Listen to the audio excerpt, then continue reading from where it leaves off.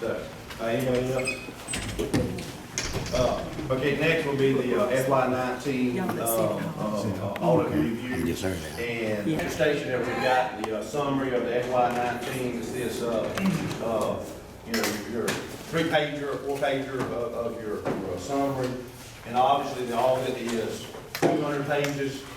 So, Yeah, I'll be glad to go through either of them if anybody wants to proceed, they can. Or I can quickly speak to this. I can, maybe. and just as a reminder too, anytime you want any of our audits, you go to our website, go to the finance department, and click on audits.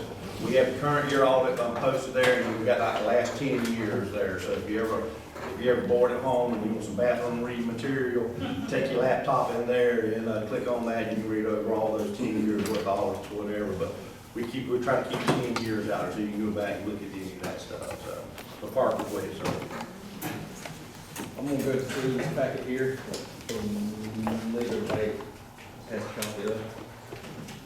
Like I say, thanks again for allowing us to perform the audit, and thanks to all the staff that was involved for accommodating us while we were doing our procedures.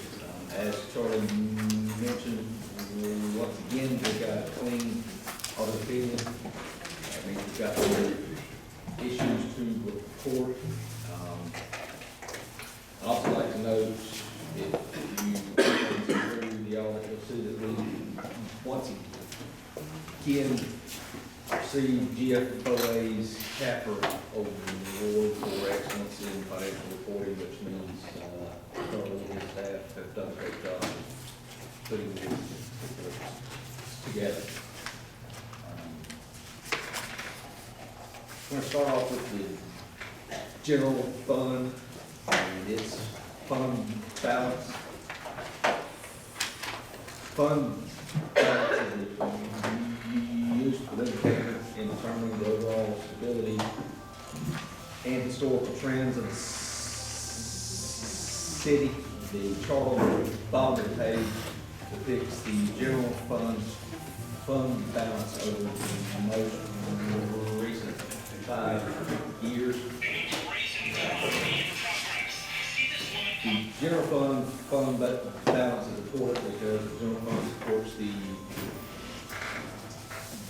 daily operations of the city that are most important to me. Meeting general operations.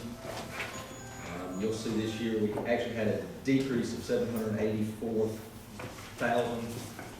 However, in saying that, we need to note that we had 1.525 million transferred out of the general fund into the capital projects fund. So in looking at it from a normal operation standpoint, if you remove that 1.525 that isn't typically transferred out, we otherwise had a $739,000 increase in fund balance.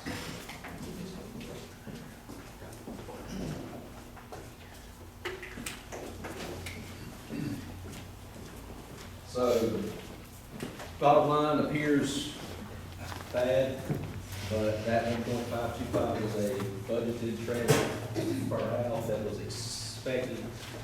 You know, in looking at it with that removed, we actually had an increase, and even with the amount remaining in general fund balance after transferring 1.525 out, we still have approximately 157 days of operational expenditures within the balance.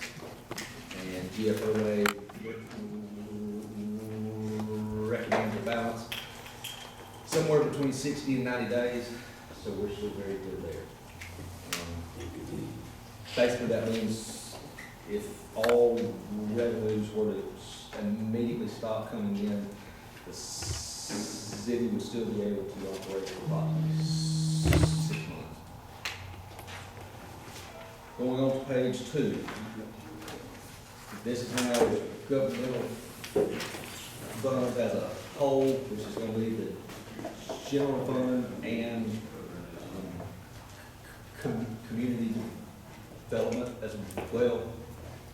It's pretty much gonna be everything except the utility fund. You'll see the primary categories that the Department of Community Affairs requires us to categorize all of the revenues in, taxes, intergovernmental license and permits, charges for services, fines and forfeitures, investment earnings, and then other. Some of the highlights you can see throughout, and overall, we actually had a reduction as compared to 2018 of about 969,000. And that reduction is primarily attributable to intergovernmental revenues. And then inside of that category is primarily attributable to the reduction in splost revenues. You got to recall that the county is getting the majority of splost 6, city received the majority of splost 5. We had that transition from 5 to 6 in April 18. So we saw a slight reduction last year, and then this year was the first full year reduction in small. So, and that accounted for primarily the entire million. So we really had no unanticipated reduction. To highlight some of the other intergovernmental revenues, we also received $428,000 in the CBG grant, approximately $257,000 from the FAA for airport improvements, $671,000 in LMIG, that's 3 different LMIGs, I believe, together, and then approximately $125,000 of the $2 million total that the city is going to receive in G.B.R.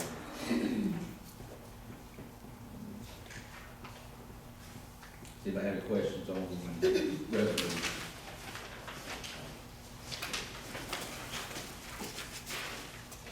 We'll go on page 3. Expenditures. Again, this is primarily everything except the utility funds. For comparative and reporting purposes, the Department of Community Affairs requires us to categorize expenditures according to these types. General government, public safety, public works, culture and rec, and housing and development. In these paragraphs, you can see the various departments that are included within those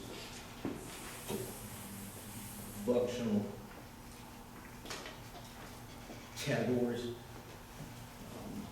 You'll see we had an overall increase of approximately $447,000 in total governmental expenditures.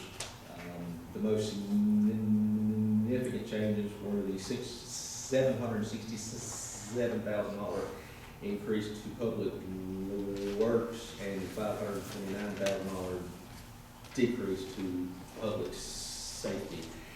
And those swings are primarily attributable to significant capital outlays in public safety for FY18, and then increases to capital outlays for public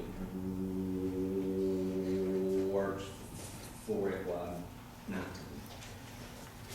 And the chart on the bottom right just shows, just kind of got to show where the majority, how each category falls in as far as how much is spent.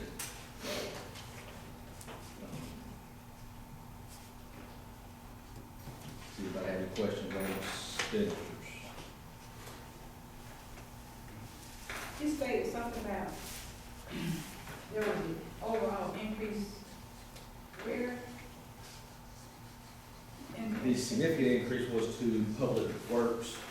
You'll see right here, the chart, 767,000.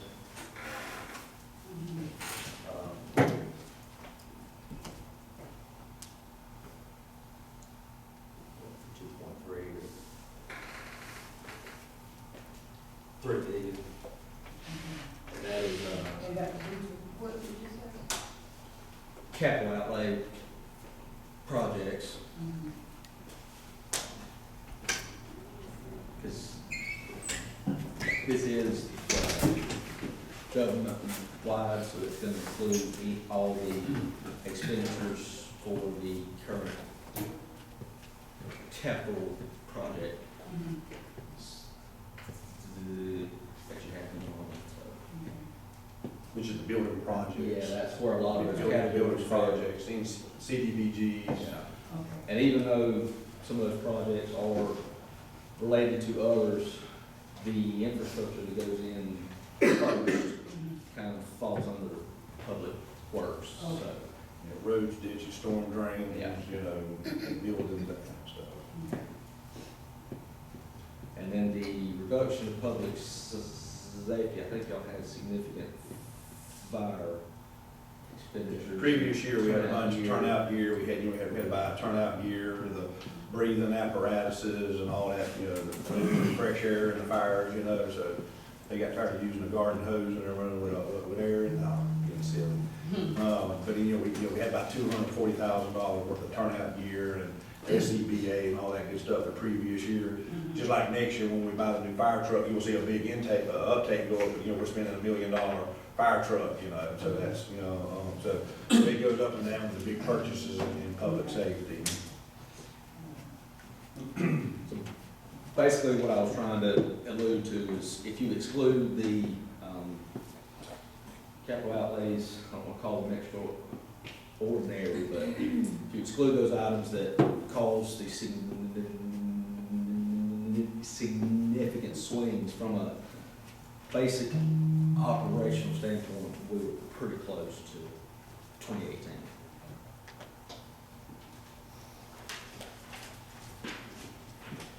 Go on to page 4, and this is now the utility funds.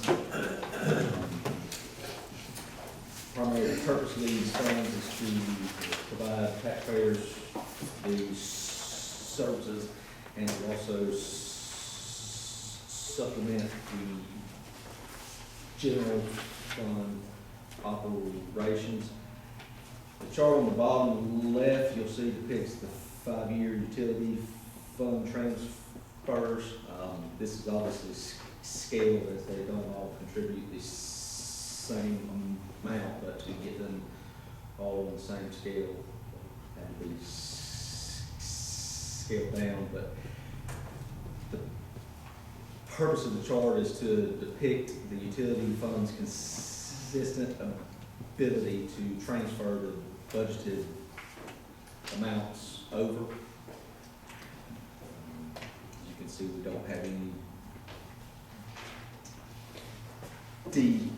decreases across there. If you'll go back up to the chart in green, that's basically a snapshot of the income, expenses, and net income of the funds. The primary purpose of that chart is the bottom three lines, the net income, the 2018 net income, and then the transfers to the general fund.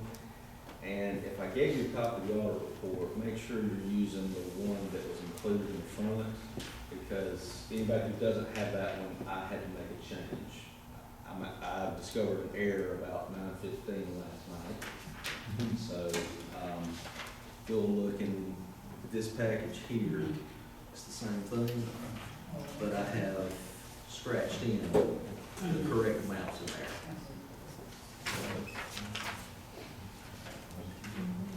I had total transfers out of funds instead of just transfers to the general fund.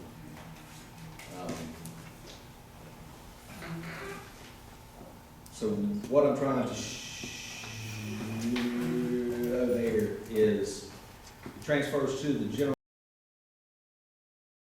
fund for natural gas was actually 520,000. Electric was 3.8 million. Water and sewer was 743,000, and sanitation was 25,000. And what I'm trying to show here is net income was again in excess of the amounts that were transferred over. So even after transferring these amounts over to the general fund to supplement operations, the utility funds were still able to put back the current year net income into their own reserves. That just depicts their consistent ability to generate enough money to cover those transfers to the general fund for each current period. So we're not transferring prior reserves, we're only transferring current income. So And based on. we're not even Not even transferring what? transferring all of it. Okay. There's still excess. So based on transfer, are we within what's recommended that we stay in to transfer? Because I know. There's no, as far as I know, GFOA makes no recommendation. And that is typically the purpose of utility funds is to somewhat supplement, but 50% is kind of what the good and awarded around 50% of net income, and that's where we're at, around 50%. And that's why we hold transfers steady, because you don't want to overburden, and that's a fine balance between general funds and utility funds is, if you rape or plunder one fund and you have a downtick in their revenues or whatever, then you've built your expenses on revenue that's not coming. So that's why we've always tried to hold a fine balance there of general fund monies, or whether it's taxes or permit fees or grants or whatever, and then you have your transfer from the utilities. You keep that fine balance there, so that way if one tilts one way or whatever, you don't lose all your expenditures or whatever. yes. So right now, we're balanced on all our activities or whatever. You don't want to pull all the net income, because you don't know what kind of downturns you're going to have. Right. Because and you've obviously got significant capital outlays from time to time. They're going to purge within those bills, and you've got to keep Yeah, that because I reserves in had there a too. tentative frame before they said, they talked that you should try to stay within a certain percentage when you transfer. So some of the governing principles that we've tried to do for the last, I'll say 7, 8, 9, 10 years or whatever, is to make sure we have 6 months of reserves, and that's where we're at, 5 to 6 months of reserve. So in case you ever had a serious, hurricane, tornado, the zombie plague or whatever it is, we can operate for 3 or 4 months without the government shut completely down. The other thing that's governing right now, if you look, and we'll get into some of this as we talk about code enforcement and stuff, if you break it down, our revenues are flat, Mhm. and I'll go into each one of them, just like taxes. Our commercial growth is increasing. Our residential taxes are dropping. And there's two reasons for residential taxes dropping. One is some of the old residential properties being turned into commercial properties. So that comes off your residential tax digest, and that's a commercial. And then the other areas that we've got issues is we've got a lot of houses going down in value because of maintenance issues, and that is what we're gonna get in when we talk about code enforcement. We've got to start addressing dilapidated housing, blight areas, and all those kind of things.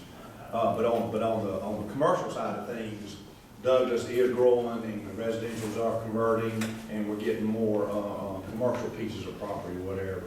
So, and the same way on the utility side of things, commercial is carrying the residential load, same way on the general fund, the commercial taxes are carrying the residential services or whatever. But even in utilities, with all the new energy efficient washers and dryers and, you know, energy efficient motors and stuff, whatever, electric and gas and water, you know, it's increasing a little bit, consumption, but not a lot, because everybody's fixing their leaking toilets, Right. buying energy efficient, whatever. So that's why we have to be very stable and very sustainable, because we've got, you know, small increases of growth. Now this, next year, we've got a couple of tax abatements coming off. I think it's Elixir and Pilgrims. It'll be next year, not FY20, but FY21. So we'll get a little bit of increase on property taxes there. And one of the biggest things when utilities coming is the new shopping center with the Hobby Lobbies and the Marshalls and all that. You know, that'll generate probably another, I don't know, $3-4 million a year in gross electric and water and sewer, not net profits, whatever, but gross sales, whatever. So, so one of the saving graces for Douglas is all our industries have been growing and increasing or whatever. And like I said, with the new shopping center coming online, one of the things that's happening over on Franklin Boulevard, Woody Folsman's bought that cotton field out there, and they're fixing to put in a super center out there, car sales, which is good for, you know, TABT taxes and more sales or whatever. Like you see behind AT&T building on Gaskin there in AT&T, where they're going to clear all that up. Francis Lott's getting ready because the new shopping center's coming, so he wants to be ready so he can be ready to build something too. So the commercial piece is really great for Douglas.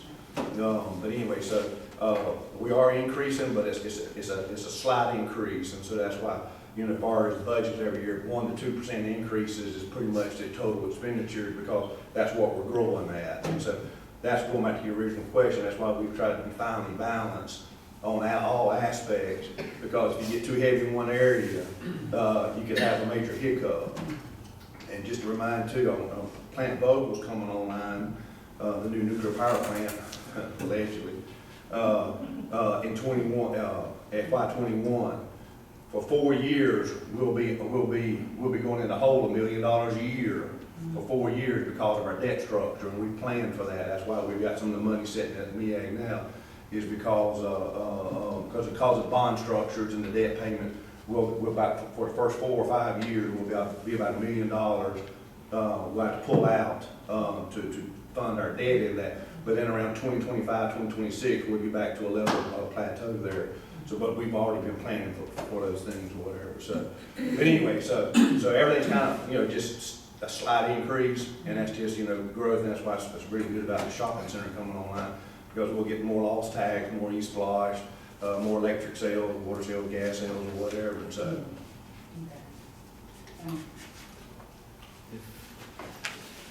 Speaking about trends, page 94 to 115 have a lot of good yep. non-financial info. When we started applying for the capital award, comprehensive annual finance report award, one of the things that the mandate says do is keep a 10-year trend history on a lot of statistics. Now, most of the audit information, just being real for most people, pages 1 through 94, 5 means nothing. It's accountant talk, and it's all that good googie, you know, feel-good stuff for people who love numbers and have to report stuff, whatever. But one of the best information there is the statistical section. I think it starts with page 95. you know, that shows a 10-year trend history on, we measure a lot of things, and so you can look at your taxes, your electric rates, your, top employers, it just gives you trend analysis, so that way you can see trends or whatever. Just like one of the things, that, you know, it's a double-edged sword, you know, we've actually lowered property taxes, not a lot, but each year we've lowered taxes for the last 8 years. And then on electric rates, we haven't raised rates in 9 years. Now that time's coming, we'll have that conversation a little bit later on, not this year, maybe not even next year. But we've gone almost 10 years without raising electric rates. I mean, most cities can't say that. So we've lowered taxes and we haven't raised electric rates. And so, I mean, that is, I mean, that's outstanding in most situations, because most cities and most entities can't say that. So. But yeah, from 95 to the back of, a lot of statistical stuff in there. And it's just good information, because you can go back and look over 10-year periods. And some of the charts don't have 10 years, because we only started 6 years ago. So we really have 6 years. There's a couple of charts we have 10 years. But when you start playing, you have to start, that year you start plugging your statistical stuff, and then as you pass your 10th year, you just keep a rolling number of 10 years history in those charts or whatever.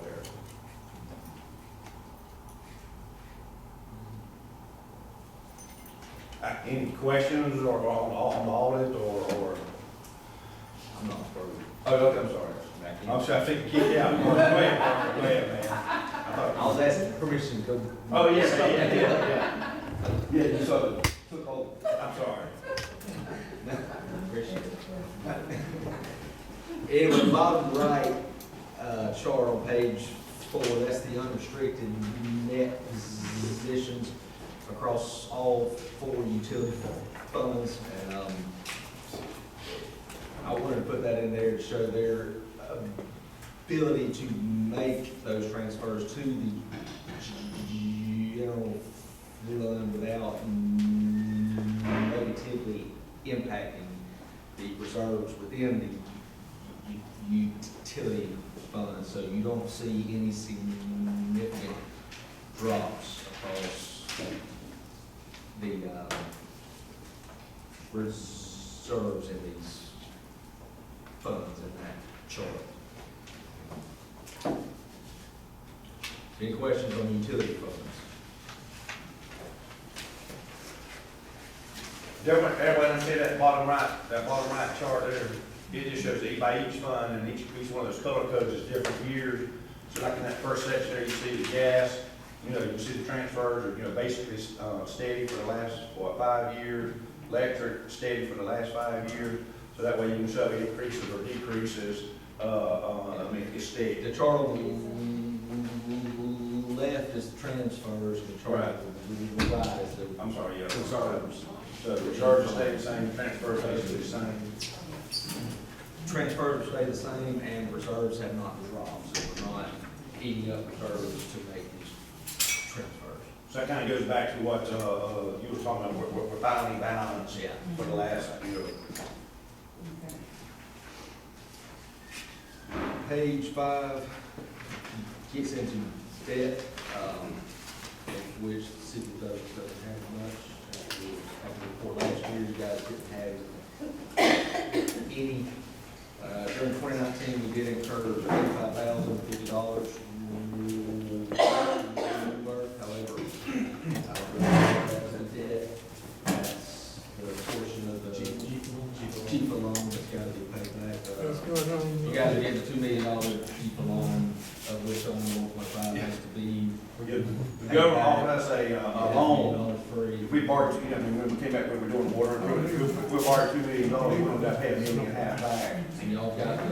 And so we already planning to do that project anyway, so I said, even though we got $2 million sitting over here, y'all let us borrow $2 million, we would have taken, I said, we'll take that all day long, and then the other loans y'all want to do. I don't consider that to be. Yeah, so. I mean, y'all just took that loan to get the. Free money. Correct, so. And that's another Essentially, thing, you're still there. and that's another thing too, is we're talking about being finally balanced. There's probably not a city in the state of Georgia that doesn't have debt, and we're one of the few cities in the state of Georgia that does not. So So we're keeping our reserves flat, we're keeping our transfers flat, we've got no debt, and we're meeting, because here again, debt means you can't fund your daily activities, so you go borrow money on a credit card to pay for the day's activities, and worry about tomorrow how to pay it. We're going pay as you go, and, you know, and build, like all the building projects we're getting ready to do. We started 10 years ago planning for, the new recreation piece, the new electrical gate. So all that was planned 10 years ago, so we're building this debt-free, and that's why we've used SPOS and LAWS so efficiently, so that we can strategically do things, so we can have these meetings like this to say, we haven't raised taxes, we haven't raised electric rates, we haven't borrowed money, and we're one of the few cities in the state of Georgia that doesn't have debt. And staying finally balanced, back to what you were saying earlier, you know.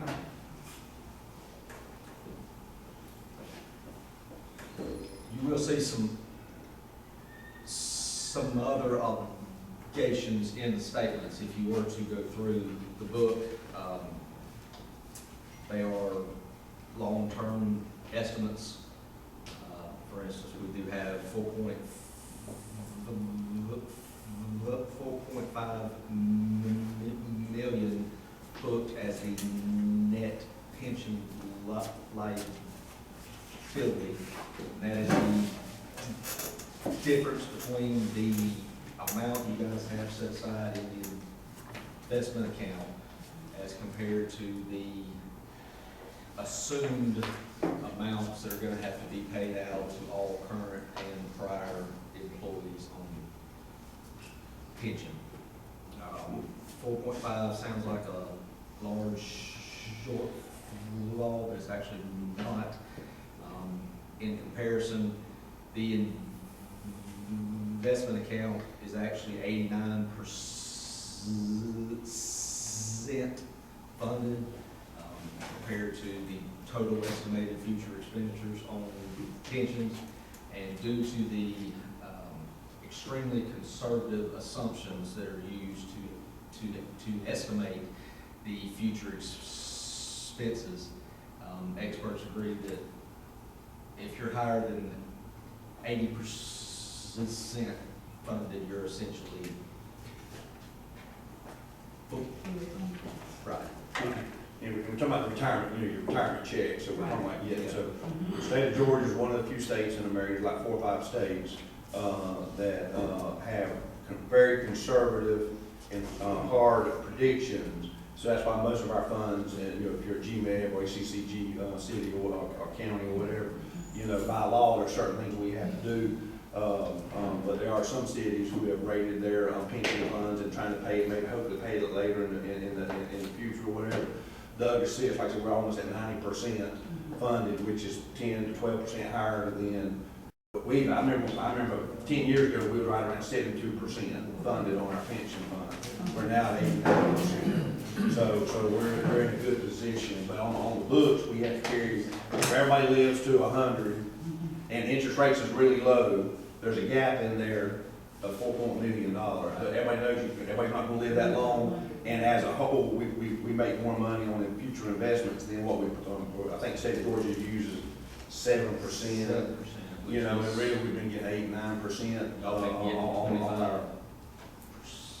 Yeah, there was actually $600,000 reduction this year. It dropped from 5.2 to 4.6. Yeah, the last 2 years have been really good in the stock market, so that brings the investments, you know, and so, and then another thing too is we privatize, and I hate to say it, as people pass on, and as we privatize a few of these operations, whatever, that lowers the current contributions, and then too, that changes your actuary too for, you know, obviously that person is no longer gonna be booked out to 190 or whatever the actuary will use. You are currently contributing approximately $1 million, and you'll see that start to drop off as we get the full.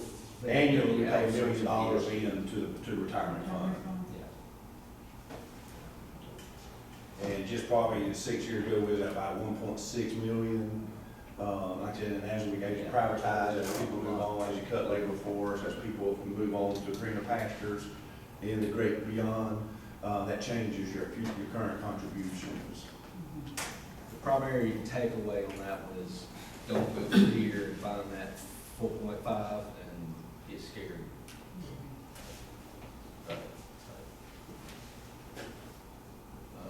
The other number we've got booked is approximately $1.2 million for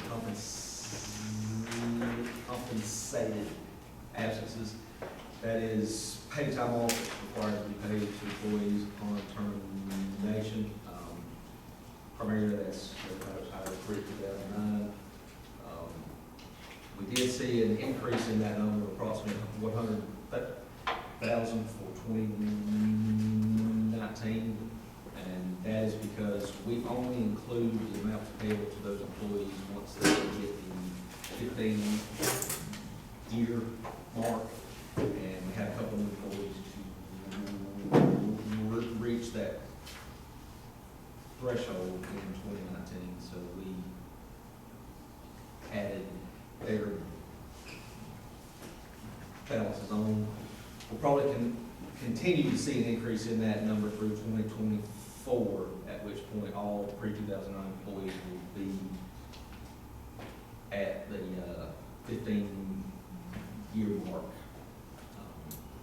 And again, that's just an estimate because they've got to still have that time whenever they do retire. They've still got to have the amount of hours they had pre-2009 currently when they retire and were to be paid. So this estimate as well. The other number, which is a huge estimate, is if you go through the book, you'll see $8.5 million as an obligation to cover health insurance on retirees from the point at which they retire to the point at which they turn 65 and are eligible for Medicare. That 8.5 is significantly inflated. Like the pension plan, the state prefers you to set cash aside into an investment account to cover those future obligations for health insurance on retirees. The city does not do that. We're on it's called a pay-as-you-go, which is just as they're incurred, pay them. We've got reserves to do that, so there's no problem with that. However, when you do that, the assumptions they use to estimate the future costs are egregiously conservative. They're assuming the absolute worst of the worst case scenario to calculate the number. Whereas if you guys were to actually start an investment account for that, that 8.5 would easily be cut in half. I don't know, I'm not sure the purpose. I'm assuming they're trying to pressure you guys into putting investment account to put that cash aside. But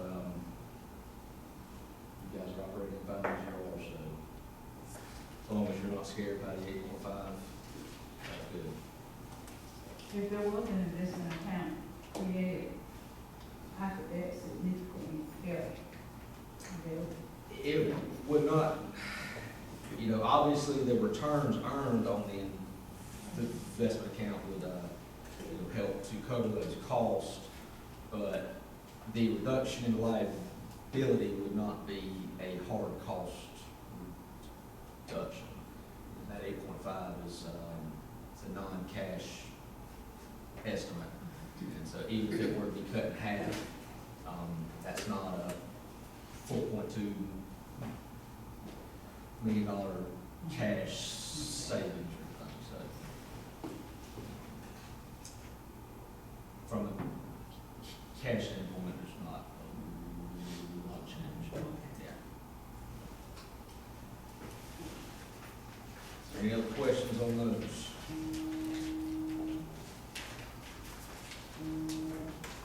Last page, I've got the general fund broken down by department. and got all the expenditures in there. The first two columns are the budget, the original and the final. Third column's 2019 actual. Then I got the variance on the actual to the budget, and then 2018, and then the variance between 2018 and 2019. The primary takeaway from this is you'll see, if you go down the fourth column, you'll see very little variance between the original budget and actual. I know some of those numbers appear fairly large, but if you look at them percentage-wise, those are very small.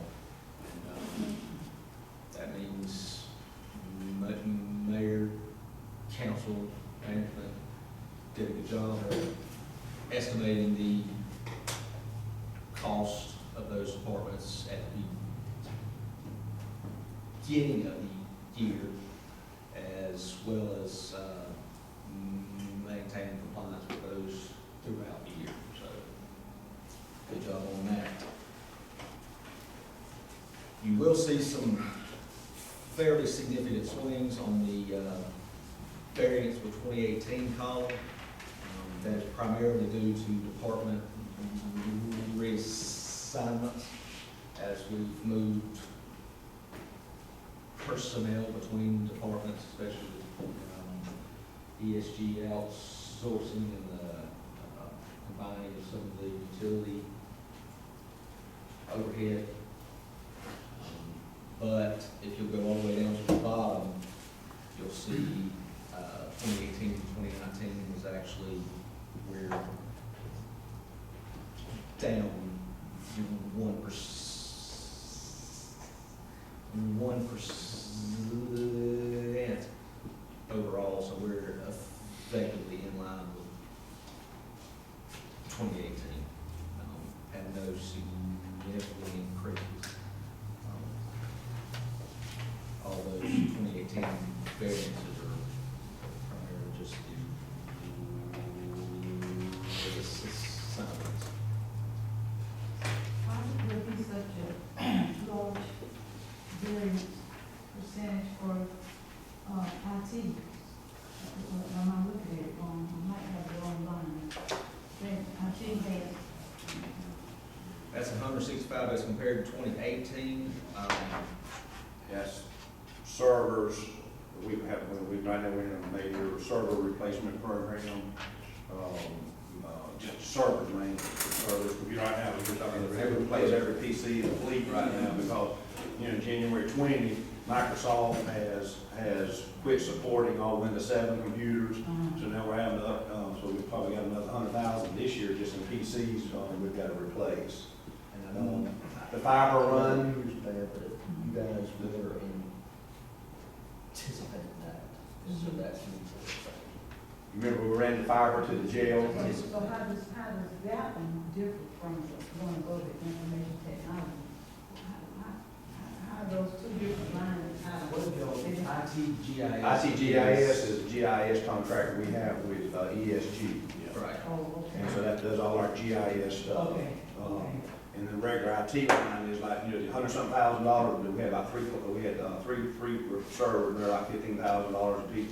And then we ran that fiber to the jail, which was $110,000 or something like that, $120,000, the fiber run that we ran to, from the courthouse to 911 to Purchasing to the fire station, and then on out to the jail.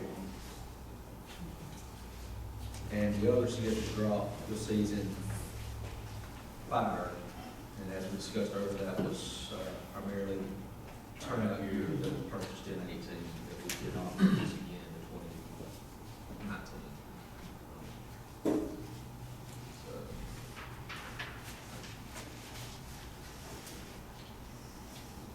again, thank you guys for allowing us to perform the audit.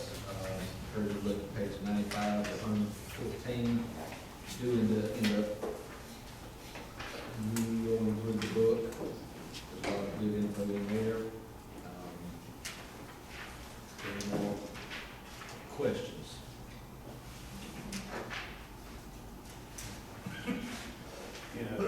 And as we get ready to start, this is kind of for staff, I mean, but, we get ready to start the FY '21 budget, as I keep reiterating, whatever, there's not a lot of increases coming in expected revenues, so basically our budgets for this past year is our budget for the upcoming year. A little bit of increase that comes from taxes and stuff, basically, every time we do a 2% pay raise, that's around $180,000 for all the employees put together. And basically, that's what we increase every year when new tax growth comes in. That pretty much what covers our pay raises.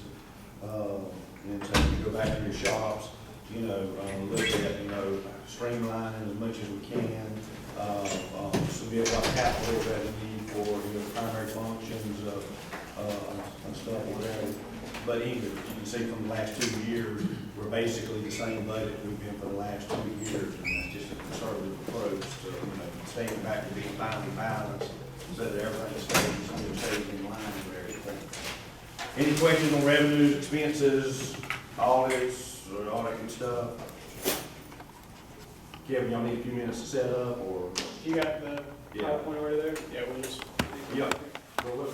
Y'all, is Gary's, Tony coming? Yes. Y'all take 5 minutes and, do a break, whatever. Yeah, thank you, Mark.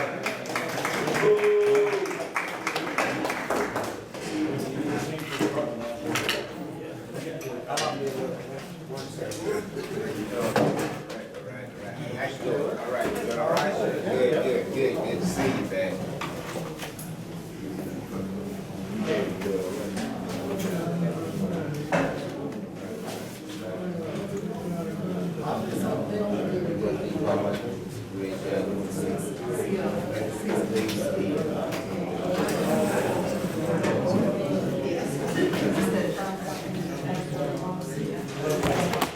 We're talking about water and sewer through the eyes of our partnership with ESG.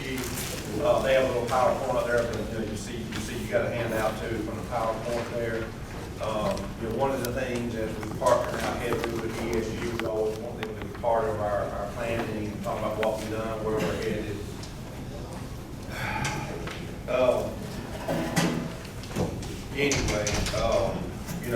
ESG has been a big partner with it. We're moving pretty heavily on sidewalks, where the new TAP grant we're applying for, with public works, drainage, storm drain, water and sewer. So today with ESG, we got Kevin, we got Tony Johnson, and we have Newbie.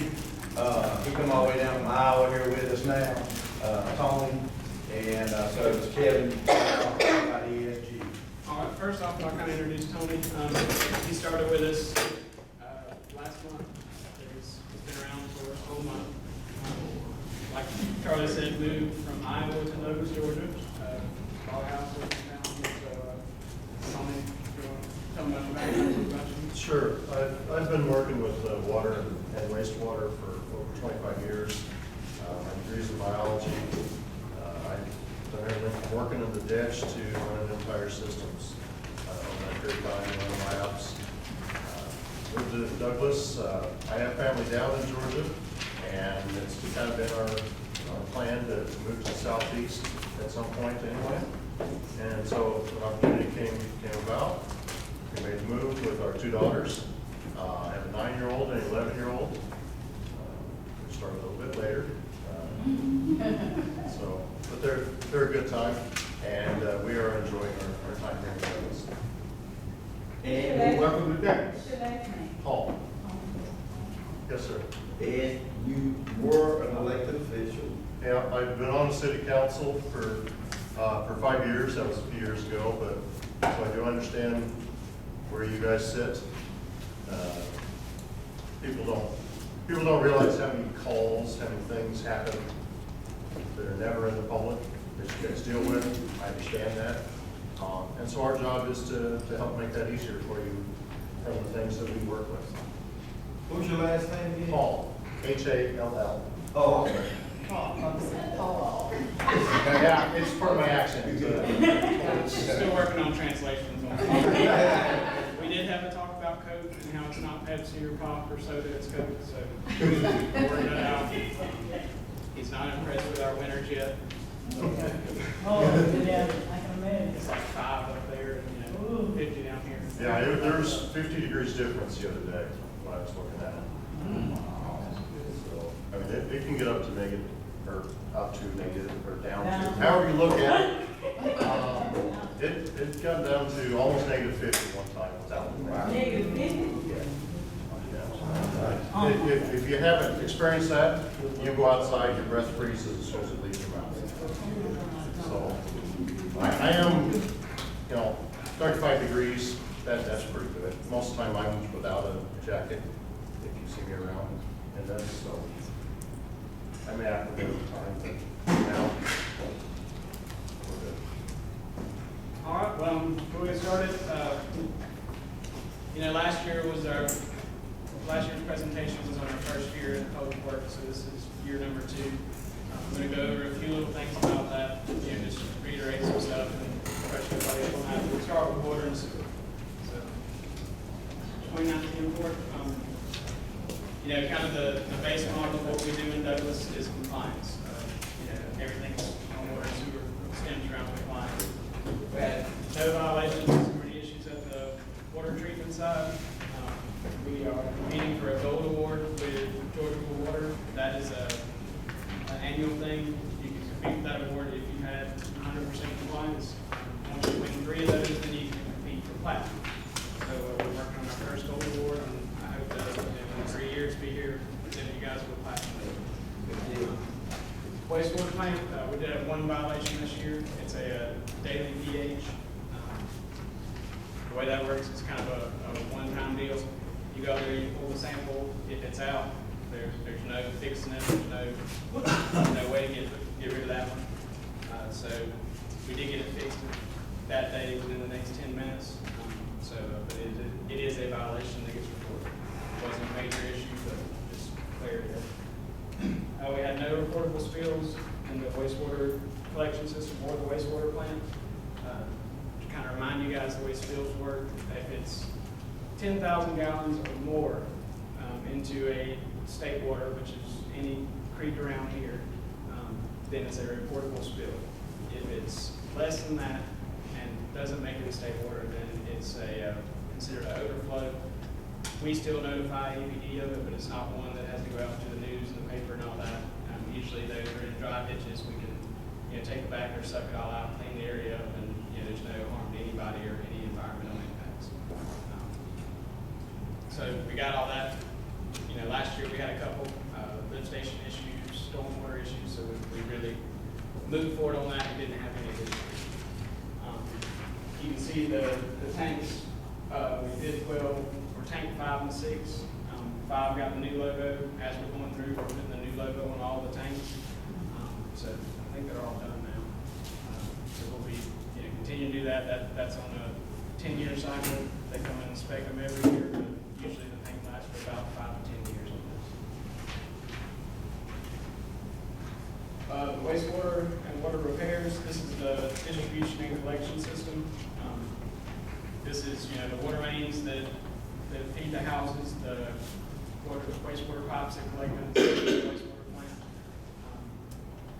We've done an extensive amount of work on those over the last few years. You can see water meters have been a big thing. We switched to a smart grid 2 or 3 years ago, and we still got a few that we're working through as they pop up through the billing system that aren't reading for whatever reason with the collectors. So you see we've changed out nearly 400 of those. Water main breaks. What we consider a break is a line 6 to 12 inches in size. If it's a service, we don't consider that a water main break. So we have 12 of those this year. Been replacing hydrants. We work with Casey and his guys on the hydrant flushing.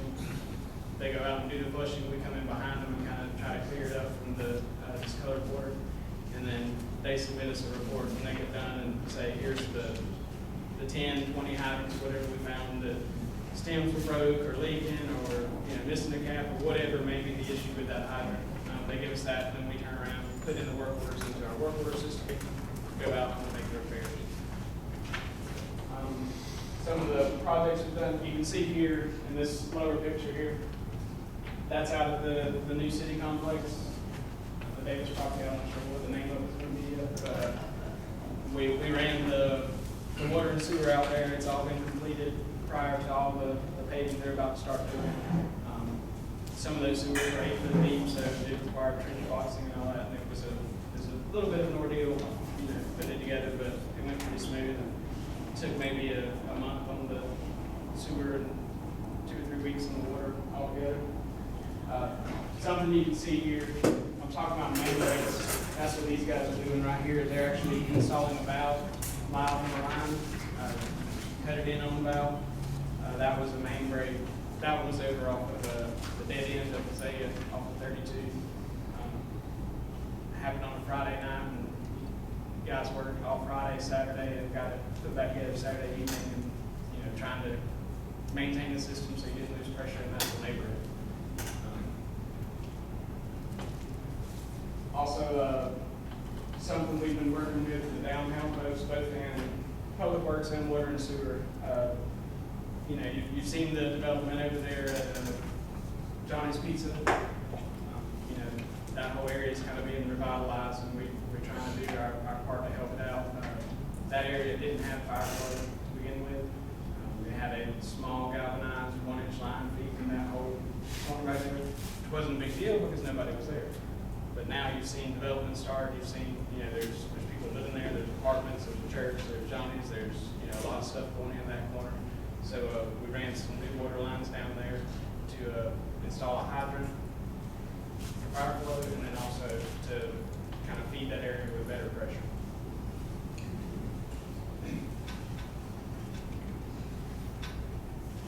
So this is the title may be a little bit confusing. What was next? So last year, this is the exact slide from last year in this presentation. Mr. Taylor, I know you remember it word for word. So what you see in black here is the notes from last year of what we were going to work on this year. What you see in red here is the answers to what we were going to work on last year, what we did this year with it. So it's what was fixed last year. So continue our inflow investigation. That's stormwater getting into the collection system. Last year's annual average for the flow of the wastewater plant was 4.3 million. This year we're down to 3.7. I'm not going to say that was all repairs to the collection system. There's a couple factors. The amount of rain obviously affects it. The stormwater system. The better the stormwater system, the better it drains. You don't get the buildup in the creeks and all, and it doesn't flood the wastewater plant as much. So that's a combination of sewer repairs, stormwater maintenance, actually cleaning out the gutters and making sure everything gets out of town, and the rain factor. Building a new back lift station. If y'all remember last year, a lot of the compliance issues were around the back station. Just being undersized is the biggest issue. We've seen a lot of growth on the south end of town there. So we've started that project the 20th, I think. Tony, besides being an assistant project manager, he's also our construction manager, so he's been handling that project, which I'm very happy with. So on the 20th, we're going to be starting up the pump station, checking the pumps, and then shortly after, we'll actually put the station online. That was the G.B.R project that y'all approved that Georgia went out and helped us out. It was a very much needed project. Water and sewer pipe repairs for the LMIG streets. Every year we do, y'all pick streets for LMIG, we run out and do all the utilities so that there's no galvanized line, there's no sewer issues, so we're not paving a road and coming up and cutting it up, a couple weeks later. So we finished those that we just already paved, and we're on to the next ones this year. Pine Street's a big one. That's one of the last ones we got left to do on that one, but it's mainly sewer work there. Redesign post aeration, that was trying to save some money on chemical, on power, and all that at the wastewater plant. It's a good idea. Engineers got a hold of it, and hydraulically it didn't work. So it was something to try. It didn't really cost us anything on that. We worked in with the Chief and stuff, so it was a shot, but it didn't work. So there's that. And then, expand the wastewater plant. I know y'all been involved with property acquisition and all that, we're looking at that. That's obviously not a one-year deal. That's a big ticket item. That's a lot of construction. That's a multi-year thing there. But, what we're looking at is, you know, we have a 6 million gallon plant. We on average do, you know, 3.7 million. Not bad. But, I know y'all got plans for Douglas, and, you know, we're not gonna settle on a 6 million gallon plant. We need an 8 million gallon plant, so we're gonna get that next big industry, that next big shopping center, that next big whatever. And, I wanna be, Charlie, you guys, everybody, we wanna be prepared for when that industry comes and say, hey, we wanna bring so many jobs or whatever. We wanna say, we got you covered on this end. So, that's kind of what we're heading towards with that. So the one that everybody loves, you know, water and sewers, as long as it comes out of the faucet and goes down the drain, nobody really cares about it. Public Works is the big one, and that's the one everybody sees when you're riding down the street. That's the one that everybody, that's probably 90% of the calls y'all get related to anything. That's, you know, it's the fun. So our leaf and limb crews, if you remember last year, or last report, we had 3 leaf and limb crews that covered town. And we rode 3 trucks out, and they had their routes, and we had got them scheduled, and they were back on track, and they were getting weekly. Kind of interesting thing we did with them.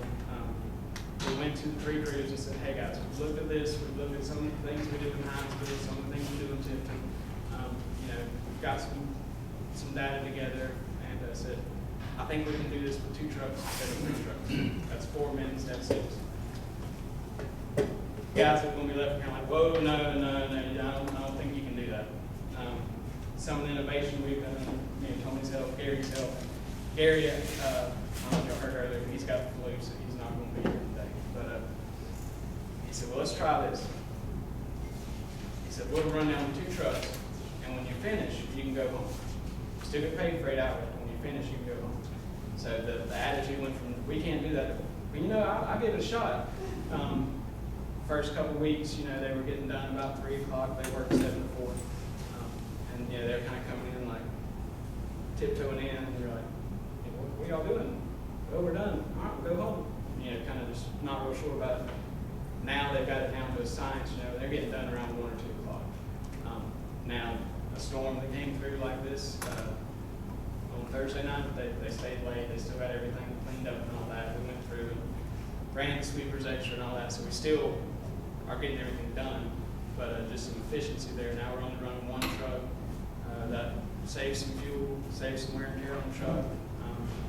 We're not running down to the shop going crazy when 1 truck goes down because we got a spare sitting over here. Hoping to kind of push off that capital of the new purchase of the truck eventually. Sort of efficiencies gained there. We were able to repurpose those 2 folks onto the mowing crew, which really has helped the mowing crew, because before we had, I think it was 3 people all total on the mowing side. Moving people around, talking to different crews, trying to, some of these 4-man crews that we've been able to take down to 3-man crews and still get done, moving people around. We've now got 7 people mowing every day. One thing we did, we added the quarterly mowing to the airport itself. We've been doing the barrack area already. There have been some struggles getting the airport itself mowed. So sat down and called Charlie, said, let's try to do it 2 times a year. So we started doing that. We realized that through some of the other efficiencies, we could keep getting it done. So we were able to do it 4 times last year. That was 3 complete mows of the whole place, and then 1 kind of in the middle, mowing around the runways and all, so that the lights can see for safety out there. So, yeah, excuse me, Yes, ma'am. we had 7 people mowing every day. Yes, ma'am. So, tell me, being that, city right of ways are so, whatever, not controversial, but some people keep theirs up, some people don't. Right. How feasible is it to be able to include those properties that are not being done? And how many other cities do you know of that do maintain? Most cities, we have, we'll talk about a little later, we'll jump to that. We have, we have three different sets of routes. We have primary, secondary, and tertiary. Primary routes are basically DOT roads. So 158, 441, 32. We do those every other week during the summer. Now, you know, times like now, just wasting gas. But during the growing season, we do those every other week. The secondary routes are Bryan Street all the way through from Bryan Street Circle to Shirley, Shirley Avenue itself, and then Gaskin all the way from the cemetery to Pinecrest. The secondary routes we do monthly. And that's, a lot of those are, you know, in residential areas. Pretty much Gaskin is all residential all the way through. Right. And that includes everything. Now, that's mowing, edging, weed eating, curb and gutter, the whole place. And then we have the tertiary routes, which I think is the area you're kind of talking about, is the side streets in the neighborhoods. Yes, sir. We do those twice a year. And that's more of a, really a courtesy to the resident. We go down, we do them. We also do the sidewalks and the curb and gutter in those areas. So we typically do those in the fall, kind of when, you know, the other grasses die down. And then also, first thing in the spring, just sort of get it all kicked off with, you know. Most towns, Hinesville, I know they're kind of set up the same way. They do the same type thing. Most of them don't go into the neighborhoods on a regular schedule.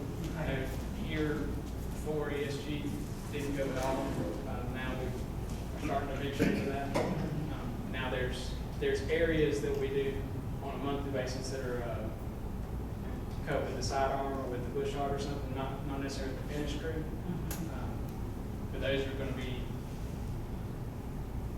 they're in the residential neighborhood, but it'll be a vacant lot, something like that, just to keep it cut back so you don't have any line of sight issues.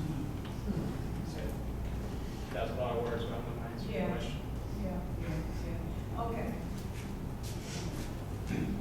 Thank you. So we maintain the canals on a quarterly basis. That's with either the yellow Menzie or the white Menzie. The cities are ours. You know, we purchased one here and we've been able to keep it in town and do everything. There's some spots where the city Menzie, the white one y'all see around, it's a better fit because it's smaller. You get into different areas. There's some where ours is a better fit because we go a lot faster. But the canal map, I guess I should put that up first. Grab it. And these are the same thing y'all saw last year, but just so you know what we're dealing with. All these photos here, these are the different canal sections we mow on a quarterly basis. Some of them don't get mowed completely. The ones that are more of a creek, you still go through it looking for beaver dams and any blockages, a tree falling across it, but you know you don't want to get down into the creek and mow it just because you're leaking. Sweeper routes. So this one you see here, you know, we purchased a new sweeper this year. We put it to work. We have different sections of town that are covered with a sweeper. All those lines on there, that's something, those are all neighborhoods with curb and gutter. Clarify everything, you know, we don't sweep anything that doesn't have curb and gutter, then you just be tearing up somebody's grass and you're going to call all that. There's no way to do that. We do all the curb and gutter in town once a week. So we've got routes set up, and you got a Monday route, Tuesday route, Wednesday route. And Thursday night we come in and do the 441, 32, kind of the congested areas where there's cars parked and all that. We work with Stevie's crew downtown. They come out and blow out the corners for us. And we get all that cleaned up.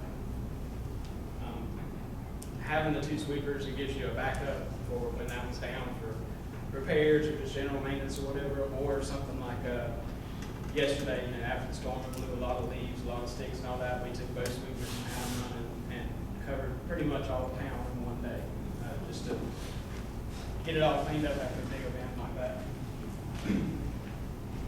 And then this last point here, that's the right-of-way maintenance I was talking about. We've got primary, secondary, tertiary routes. So every other week, you want to see a 4 or 5 man crew going down 441. You see through, then you'll see an edger come through, a weed eater come through, and a guy with a backpack blowing it all off.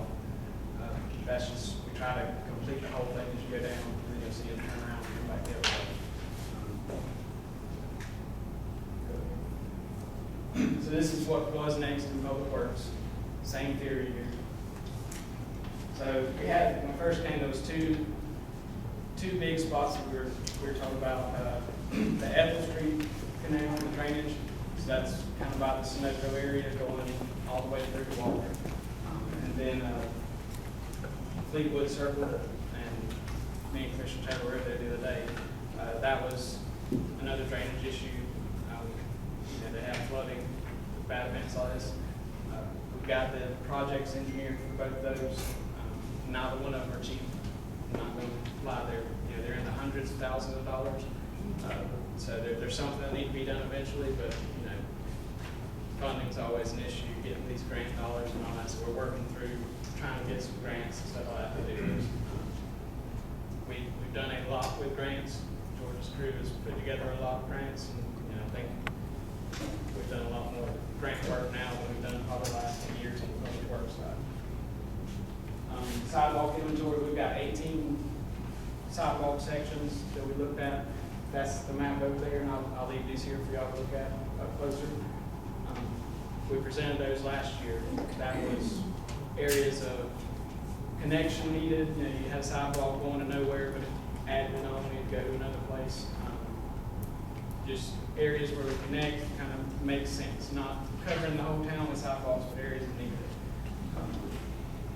We worked that TAP grant. Actually got awarded the TAP grant, so that's going to do 3 sections. That's going to do. Engineering portion. Yeah, I'm not got construction for it, make that clear. Yeah, sorry. Yeah. We got the first stage of the TAP grant, which is engineering. We're going to continue getting the rest of it. But those 3 sections were Lubo Lane, tying the Baker Highway where the sidewalks end all the way up to the bypass, and then South Gaskin from right there between Walmart and Lowe's where DOT curled in and stopped all the way out to Pinecrest. Those areas have a lot of foot traffic, especially South Gaskin. You've got a neighborhood that's still growing. There's houses being put in there every day, and it's a long stretch. So we've got 3 of the 18 somewhat funded on the way to be funded. So we will continue that process and continue putting those in as the dollars allow. We've also done some in-house repair on existing sidewalks. The way we're all set up is if it's existing sidewalk, existing curb, gutter, whatever, and it cracks, it breaks, fails for whatever reason, tree roots push it up, we'll go in and fix it and all that. If it's an additional sidewalk, one that hasn't been there, additional curb or whatever, we kind of let y'all decide that. Just for simple fact, I don't want to be the guy that's telling everybody, yeah, you can have one, yeah, you can't. That's not my place. I'm not an elected official. That's y'all's decision, because that's a lot of money right there. So talk about the CDBG a little bit.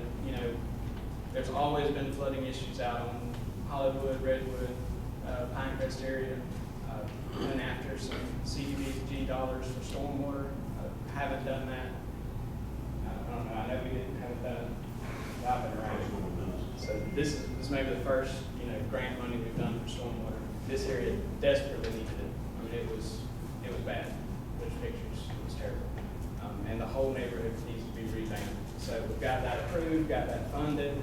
They're doing bid openings and everything. So by the end of the year, they should be at least starting to break some ground. Maybe not completely done with the project, but that's going to be a big win. It's going to be a big win for us. We spend a lot of time in that neighborhood working on stormwater stuff, so that's some time we can allocate somewhere else. GIS, they came up with these maps, put a lot of that together. We've got a GIS department. Some of you guys may have seen the guy in the bright yellow vest with a ponytail, kind of hippie looking dude walking around with a stick with a globe on top of it. That's our GIS mapper. He's been in town the last few weeks, last few months really. He's collected, 1,700, almost 1,800 points. biggest area we focused on to begin with was at 32 and Manila, where you've got that big vacant lot there. There's a large storm drain that it drains acres of town through there. And we'll get a heavy rain. Michael Newton. His barber shop right there. We'll get a lot of rain that floods up in his parking lot. So we have some theories about why it's doing it, but it's going to be a few different departments, intergovernmental stuff to work on. But we started mapping there just to get an idea of how much of town drains through that pipe so we can size everything properly. He's got all those numbers put in. They're putting them into the GIS program now, and we'll be coming to you guys next couple of months with some solutions on that issue. And like Tim said, we have met with DOT on that actual site. We know some sizing issues. When they split the one-way pairs, used to 32 was single, now it's double. In our opinion, they didn't put in some drop-ins that probably should have been put in because Mr. Newton's corner was not developed at the time, so it's not a big deal about flooding. I think they've admitted that. I don't know what their solution to that is, but we as a city have actually upgraded our pipe to the closest storm drain as big as we can go with what infrastructure is there now. So we're kind of in that waiting game to see what the DOT is going to react with on their part. We're all working with them. Mr. Newton's been very patient. Have not had a flooding issue that I'm aware of since we did the bigger pipe. So hopefully we've done our due diligence on the city side, maybe leave him until DOT can get that finalized. But we may need you guys to weigh in on that at some point as mayor and commission. If we do get into a grudge match with DOT, we're going to approve what we're saying on the paper about stormwater stuff there. And then last year, we also worked on finishing the canal reclamation. So like I said, we got that on a quarterly schedule, so that's just an ongoing thing, no different than mowing the driveway. So our 2020 vision, we use that already? Oh, okay, we use something. Continue our GIS. Like I said, we're about 35% through the stormwater. We're, I'd say 20% through water and sewer altogether. So, there's still some data to be collected there. That's just collecting what's existing. Also, kind of getting the mindset around, as it goes in, collecting it as we find it, put it in there, continue, make it a living document. It's no good to have a map that you get done with and you stick it on a shelf and don't fix it every week. We've got some more things going on in town. Studying sewer lift station efficiencies and capacities. We've got a lot of lift stations, we've got 19 lift stations all total. Town is growing south. I think everybody, that's no secret, that's been happening for a while there. This new back station is going to provide us a lot of capacity on the south side. We're also looking at some lift stations we can turn different ways and send them around to the north side, which would open up some capacity on the south side just in the piping itself. Like I Yeah, said, you want to tell them what we're doing with the old back lift station as well, so they understand why we're keeping it in place. yeah, so we got the old back station and we're building a new back station. We want to come with better names than that, that's what we got right now. The wastewater plant, all the drains, the backwash pumps, the everything, electrical bits goes to that station. So the problem we end up with right now is we get a heavy rain, back station floods, and the stuff inside the plant is running more, there's more backwash going on because flows are higher, and it's got nowhere to go. So we're going to leave the old back station in place as a plant drain. So the sand filter backwash, the electrical bits, the basement drains, the clear wire, the grid tubes, all that stuff, scum boxes, all that's going to go back there as a separate system, independent of town. So, hurricane comes through and everything, the new back station starts getting high, it will not affect the operations of the plant as far as things being able to drain. Now, local plant will still get high, but we'll have two independent stations that one can handle that. For a case of redundancy, when we built are building the new back station, there's a diesel pump there. There's 3 pumps in the hole.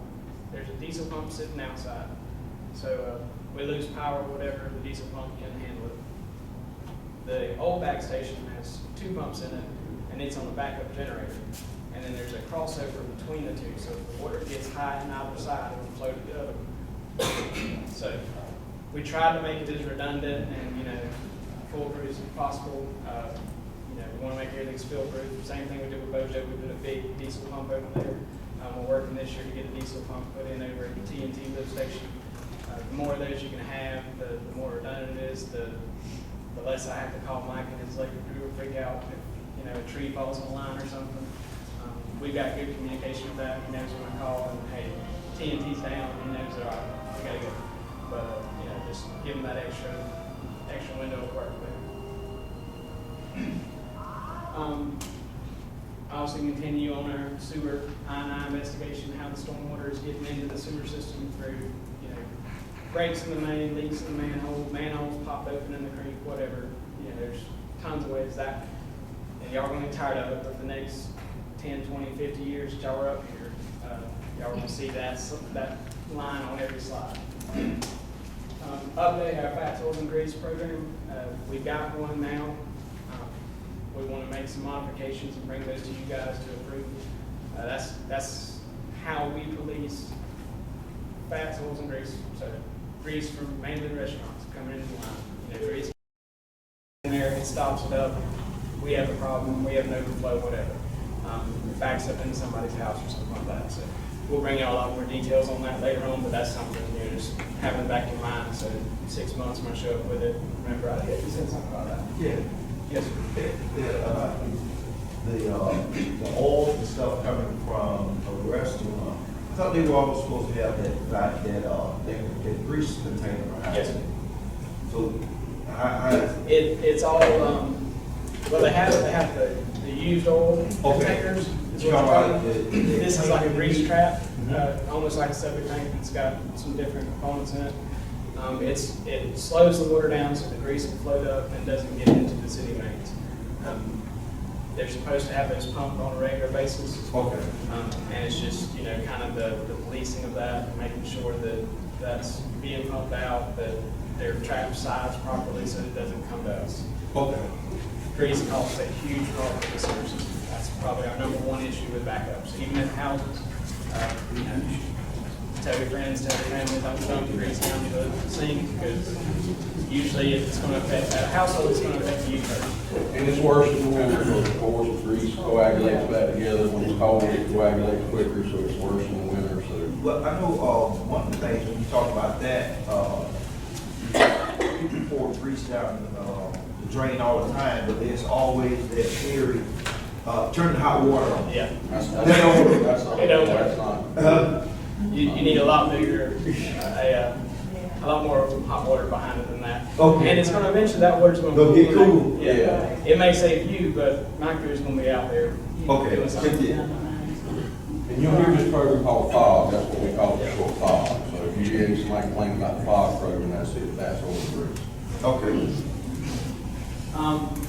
This one is really getting started as of the last couple weeks, really. But y'all all remember the Lane Farm place up on North Gaskin there? You know, the city still has the old wastewater plant behind it. We started yesterday cleaning all that up, cutting trees, mowing it out, getting it prettied up. We're going to come to you guys with some opportunities for treatment over there that could be a moneymaker for the city.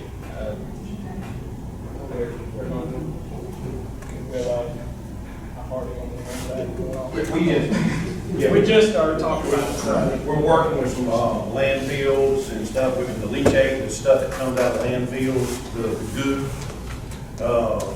We're gonna start treating it through our sewer system, and there'll be a little bit of money coming off of it, because it's one of these things, you know, you gotta do something with it, and most places aren't set up to do it, and so we was able to bring, use the Wayne Barnes treatment plant to come back up a pre-treatment. We'll treat it through there and then release it back in our sewer system, and then we'll finalize it down at our wastewater plant. Trying to grow that utility and get external outside of the city, Douglas and Coffee County, bringing more stuff in, but that, well, there'll be more information coming on that. And then kind of the last point there is continue using these GFA loans, these CDBG projects, all these funding places we can get. Trey's one of our engineers. He's worked with a lot of those programs. He's worked with Georgia on those programs here. it's a, it's a good way to get some of these things done that on public works where you don't have. Sir? Yeah, we work with them on them too. They help us with the CDBG, stormwater and the right? So it's been a bunch of different hands, working towards the same thing there. So. When I was in, G.B.R last week, I was in the Department of Transportation training meeting, and they were telling us about LV funds. Sometimes they have cities that don't actually apply. And so there are funds sitting to the side that other cities can request. There was a specific process you have to go through before, but they encourage us, cities, that if you are applying for yours, there are some cities that are not applying for theirs. Charlie? And that's what we built the new road out there going to Elixir. That was funds from that, called the CDBG EIP program. We're using those funds for that, the CDB Innovative Grant that we're working on mental health piece. That's some of that money that cities don't apply for, but we're already going to get with it. We got $42,000 last year to try From that, okay. Now, they tie those pairs that they make you use on DOT roads. Oh, they didn't tell us that. That's a little language they don't want you to know. They sent us a list of roads we could use it on. Okay. As long as we use that list, we were good. So we Okay. did utilize $43,000 back here. All right, thank you. And that's pretty much what I have for you guys. They are on track on early time and all that, so I'm gonna hold you up. If anybody's got any questions, comments, areas we need to look at, blind spots. I do have one comment. The edging of the roads and all that stuff like that, I've had countless citizens say they really appreciate that. Really appreciate that. We had I don't remember her name, but right there at the corner of Walker and Gaskin, the guys were going through there one of the first times, and she came up, she moved around the corner, and I was walking, everything all right now? I've just never seen anybody over here, so I didn't know what they were doing. So she's gotten used to us now, but that's, if you can keep the sidewalks clean, you can keep the grass out, the gutters and all that, the stormwater works better if there's no pine straw built up on top of the grate. So there's a utility side to it, and there's also the aesthetics of, keep it all in pretty, and people will take care of the town a little better. What if you don't do anything on McDonald Road, because like the water used to have problems with water, standing here, it seems like it's better. Did y'all do anything? All the grates and all, we've cleaned out a bunch of those, the drop inlets and all. Now the paving project probably helped, because it did add a little height to it. Yeah. But we did go through it, and that's one of the secondary roads I forgot to mention. I knew there was somebody, McDonald Road going from Gaston out to the bypass, Yes, right. That sidewalk area and all that. And one thing I want to mention about the widening project, we have not been given permission to start taking care of those sidewalks and streets that they paved yet, because it's still under contract. So it does, at some points, look terrible in some places. No reflection on Kevin and them. They will not give us permission to get on there and do that right now. So until they release that to us, I've been begging to leave those retention ponds where they put the fences up. They let them grow up and mine, it just looks terrible. So that's no reflection on these guys or the city. They will not legally let us get on that project yet, so. We did do some constructive vandalism. Yeah, we snuck in there and done. The Board of Education. We get there, right there to the new, what's gonna be the new shopping center, Douglas Square. And we stopped there because DOT won't let us go any farther.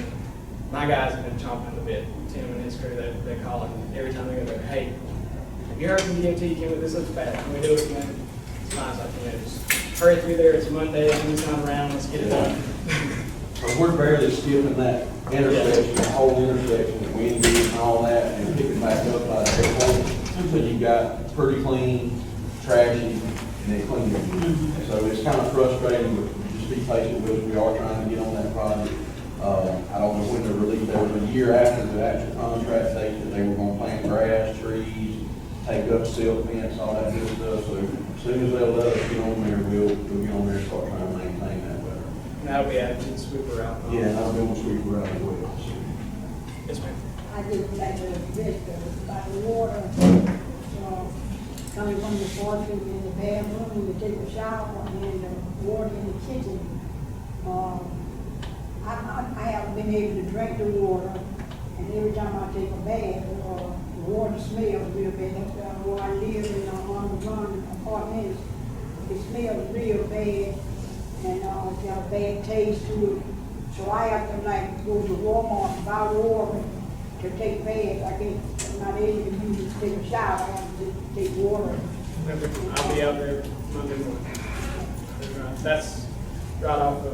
Okay, yes, ma'am. I'll be out there, we'll get it tested, figure out what it is. A lot of times the smell comes from stagnant water. There's not a lot of usage that for you anticipate, but we'll make sure that's the case.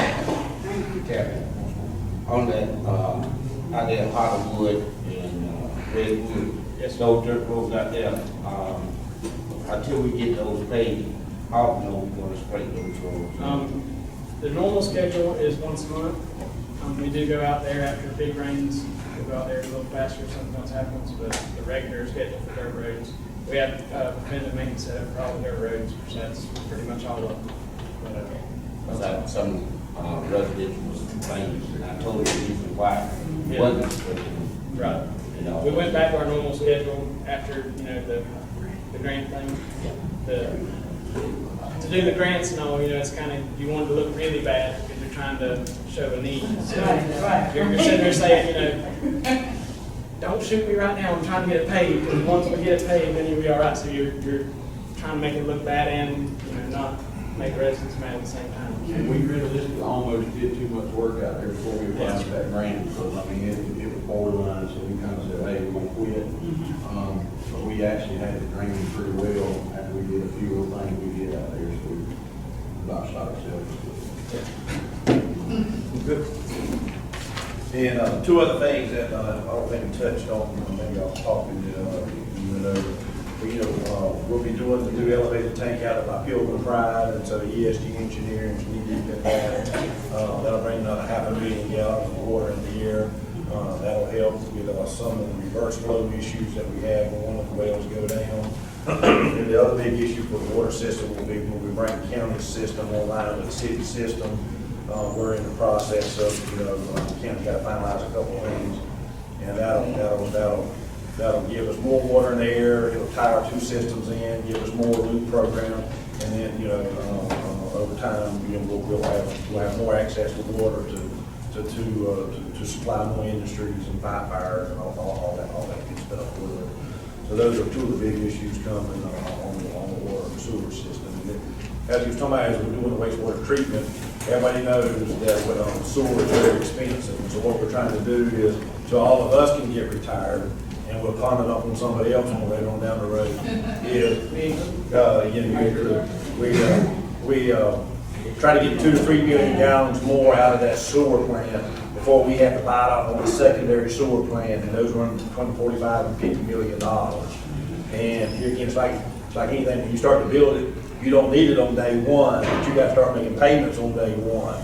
And so the only way to pay for it is you have to use your current ratepayers to pay for it, but we are coming to that time probably in the next 10 years that we are going to have to look at, because as Douglas gets bigger and as the flows get heavier, at some point it gets cheaper to build a secondary plant instead of trying to force main everything back to a bottleneck or whatever. But we're trying to get a couple more million gallons out of it so we can all get retired and somebody else get blamed for having to spend $50 million on a treatment plant or whatever. So, but anyway, so that's kind of all the things we're working on. And like I said, ESG's been a great, in my opinion, has been a great asset to the community. I mean, I get compliments every day. Like I said, on the sidewalk stuff, on the drainage, potholes, all those things. There's a lot of things going on. And so, we appreciate Tony. Do you have anything to say? Tony's been silent in the back of the room. But anyway, we appreciate you guys. We're getting ready to switch over to the next one. If y'all want to take the 5 minutes while we switch over to the next presentation. Thank y'all.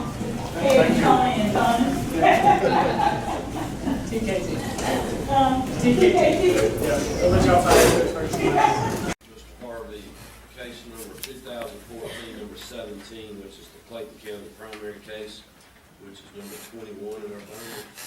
Yes, sir. This case involved the Clayton County primary in May of 2014. The complainant was Mr. Jeffrey Benoit, who complained that there were some voters that were improperly districted and/or got the wrong ballot in the election.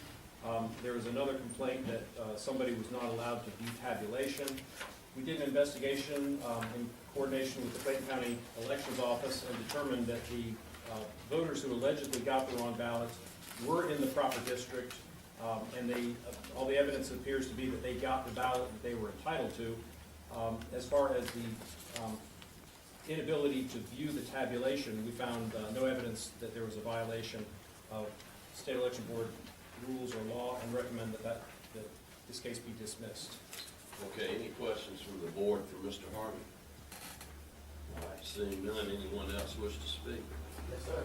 Good morning. Good morning. My name is Jeffrey Benoit, and the information you just raised. If you just speak to her right there where she can hear you. The information you just now received. Sorry, name and address. Jeffrey Benoit, 5783 Rexmiller Drive, Clayton County. The information you just.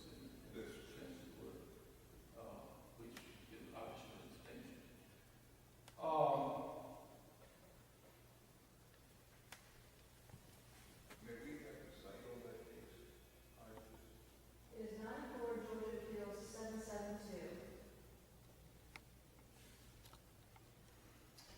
All right, I'm going to vote, I'm going to make everyone subject to the rules of sequestration.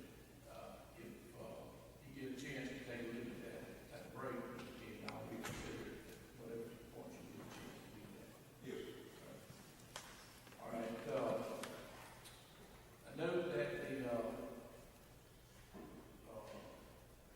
gentleman with the cameras in the courtroom has I understood that he was going to, the court understood that he was going to, told me yesterday he was on audio tape. Is that still your plan, sir? No, sir. Once we were standing there, I said video.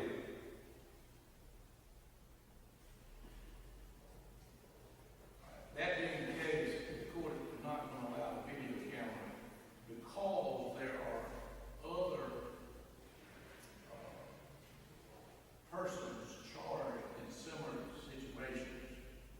And because of that, in order to preserve the jury to be for their potential cases, there's case law in Georgia that the courts have that authority, that this court has a duty to a fair trial and a public trial, not only to Ms. Smart, but to any other person who is charged on these facts.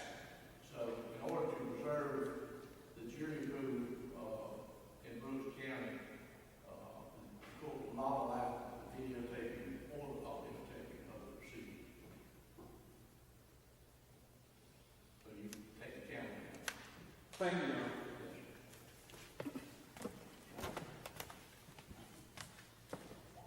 That's strictly to the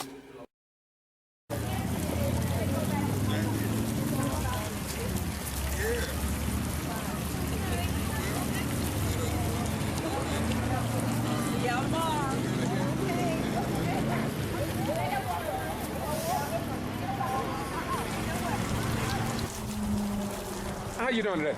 Very well. Good. What's your name? My name's Kevin Moran. Kevin Moran. Where are you from? I'm from Atlanta, Georgia. I'm a member of Dr. Joseph E. Lowry's Coalition for the People's Agenda. I've been coming down here for the last 4 years, familiarizing myself with this case against these 11 women and 1 man of the very apparent injustice of this matter. This has been orchestrated from the highest levels of this state. The Secretary of State has a vendetta against these upstanding citizens and is trying to suppress the African American vote, not only here in Quitman, Brooks County, but across the entire southern band of counties in Georgia. The women of Equipment 10 were very successful in using a strategy that the Republican Party has used very successfully, of using the absentee ballot to increase participation in the process. That's what we all want in this democracy, is for participation in the process by informed voters. This has been successfully done repeatedly here in Brooks County. These women didn't win just one election. They didn't win just one primary. They have been reelected and reelected by large majorities in every case similar to the initial election. Today, at the end of the day, on a Friday, here in the courtroom, after being here all week, our attorney, Attorney King, had the opportunity to cross-examine the star witness of the prosecution, Mr. Boone of the United States Post Office. Mr. Boone testified that he had collected the names of and written the names of individuals that mailed in an absentee ballot. This is in violation of his charge and his oath as an officer of the United States Postal Service. I don't want my postman going through my mail and recording who I'm getting mail from. I don't expect my mailman to be recording who I'm sending my Christmas cards to. This is a free country. This is the United States of America. We don't spy on each other in this country. But what he was doing doesn't hold up to the light of day.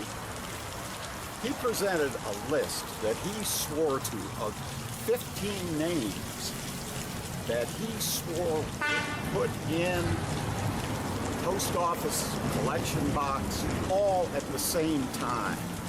And he swore by one person. Well, very interestingly, upon cross-examination, it was shown in black and white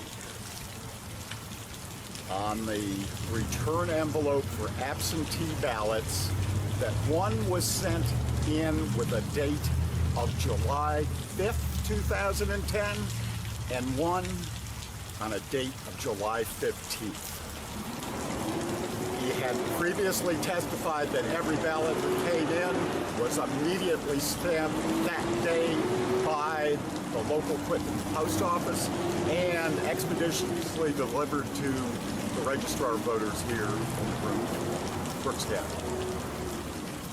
There were 10 days between the receipt of these two envelopes that he had sworn he recorded on the same day at the same time being deposited by the same person. As the defense attorney said, that is a lie.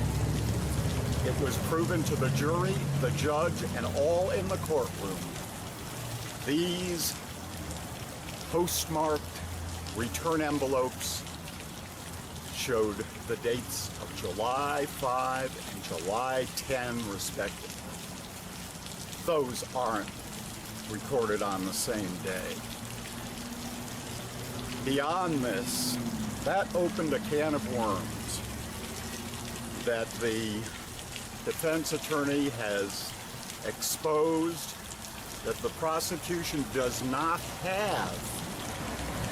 Of those 15 ballots, they have but 2 of the originals. The other 12 are missing. They are unable to produce them. They brought out all the materials they contend that the prosecution has put the boxes out, let the defense attorneys go through them. That's all we have, and these documents are not in there. The original documents that he is making these salacious charges on are non-existent. The chief case agent of the G.B.R. testified that she picked up many boxes from the election office here in Brooks County. Ms. Braswell. That is correct. Ms. Braswell testified. She also testified as an agent of the G.B.R. that she turned over every bit, all of that material to the prosecution. All that's remaining today are what look to me like 3-4 small boxes of some evidence, some pieces of paper. The prosecutor is even admitting that they probably won't be able to find the originals. The judge has ordered them to produce the originals by the convening of court, on this case the next day on Tuesday. It is highly unlikely after all this. They have looked before. They will not find originals. They know they are not producible. Why do originals that are being used to tarnish the reputation and exposed to convictions of innocent people, why does that evidence suddenly totally disappear? And beyond that, the list that the registrar would have of individuals applying for these absentee ballots has disappeared. There is no record that these individuals, who the postal employee claims all mailed in their ballot on the same day, came in the same stack at the identical time, they never show on the records of having received a ballot. The ballots are dated by the post office itself 10 days apart. This is a miscarriage of justice in the state of Georgia that cannot be overlooked. The Secretary of State and the Governor have made it very purposeful that they will send the message that if you are African American, and if you run for office, and if you honestly win the election, you will be punished.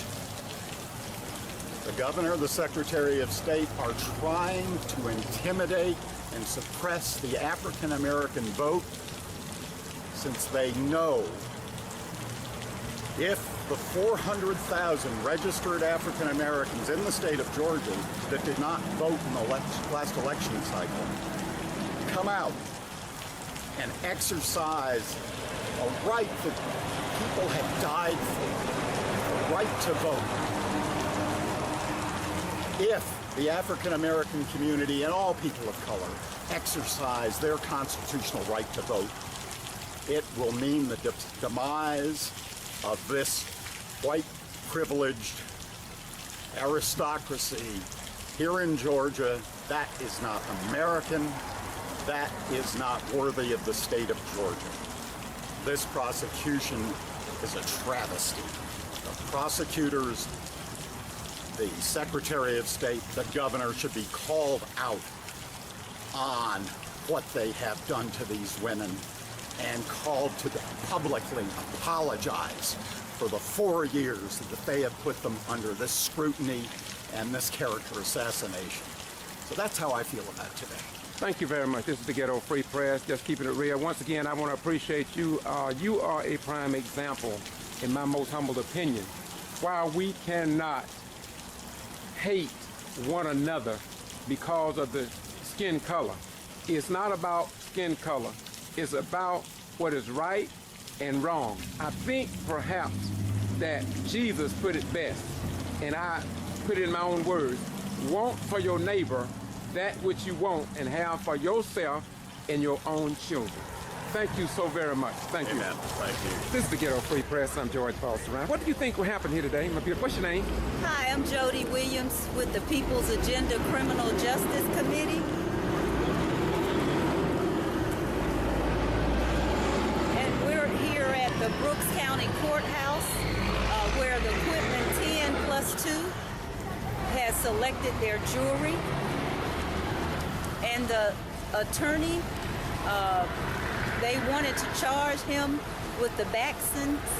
And what that is when you select your jury based on race. But this is the third trial. So the first trial, they only had 1 black and 11 whites. The second trial, they had 2 blacks and 10 whites. And today, they selected 6 blacks and 6 white, and they had a problem with that. And that was something they couldn't understand, and I don't understand either.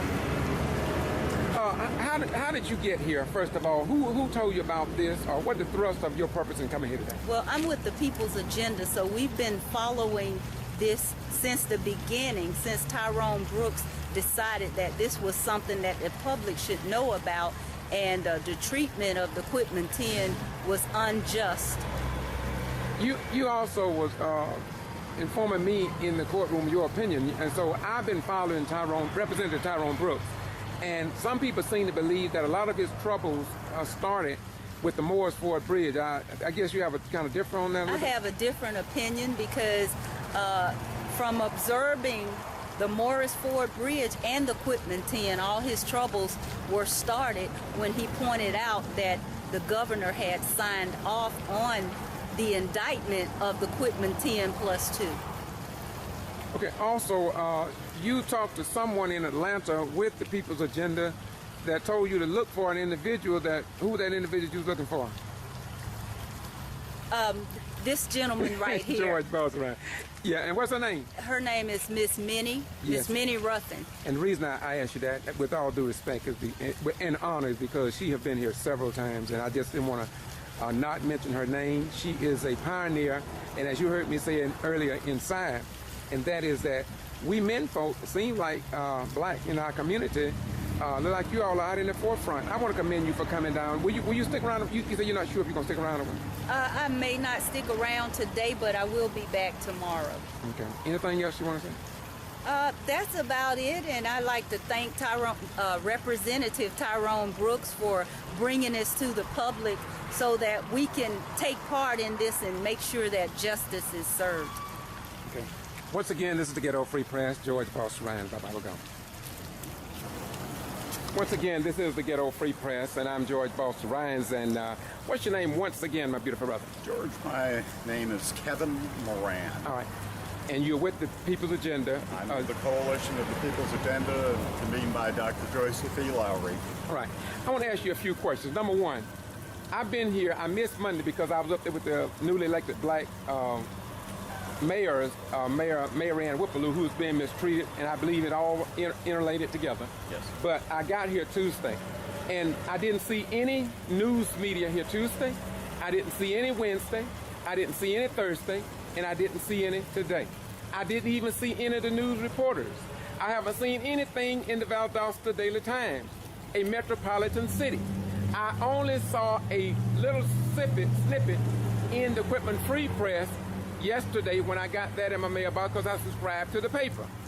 But the question is, how do you think that the news media like CNN, MSNBC, even with Al Sharpton, can ignore or omit what is happening here in Brooks County, where we had hundreds of people to march here because this is a very, very high-profile case.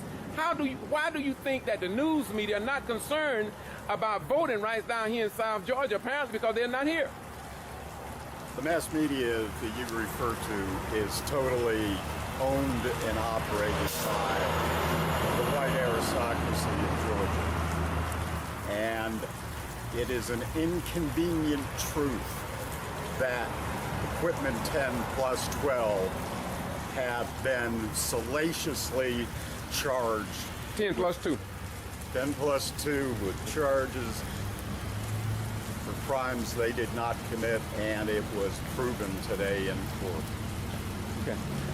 Another thing I want to ask you is that if you had not spoken out a little bit about what happened here today, I say that this information that took place in the courtroom outside of the transcript, which will be a matter of record for all eternity, I guess, but without that, the local citizens here in Quitman and Brooks County and all around South Georgia, they wouldn't know anything about it, because when the newspapers are written, which I call the archival record, when they read that in 30, 40 years in the schools require these students to do turn papers on the events of yesterday, they won't be able to retrieve that from the newspaper because it wasn't there. Yes. What do you think about that? I think that's why it is essential that this word get out. I've been fortunate 4 years ago, when you mentioned hundreds of us gathered here on the steps, to be traveling with an international representative of the Mennonite Church, who I contacted last night that this trial is still going on. He has learned the truth, and he is ashamed that the United States judicial system here in Quitman, Georgia, is lynching these 10+2 for acts they never committed,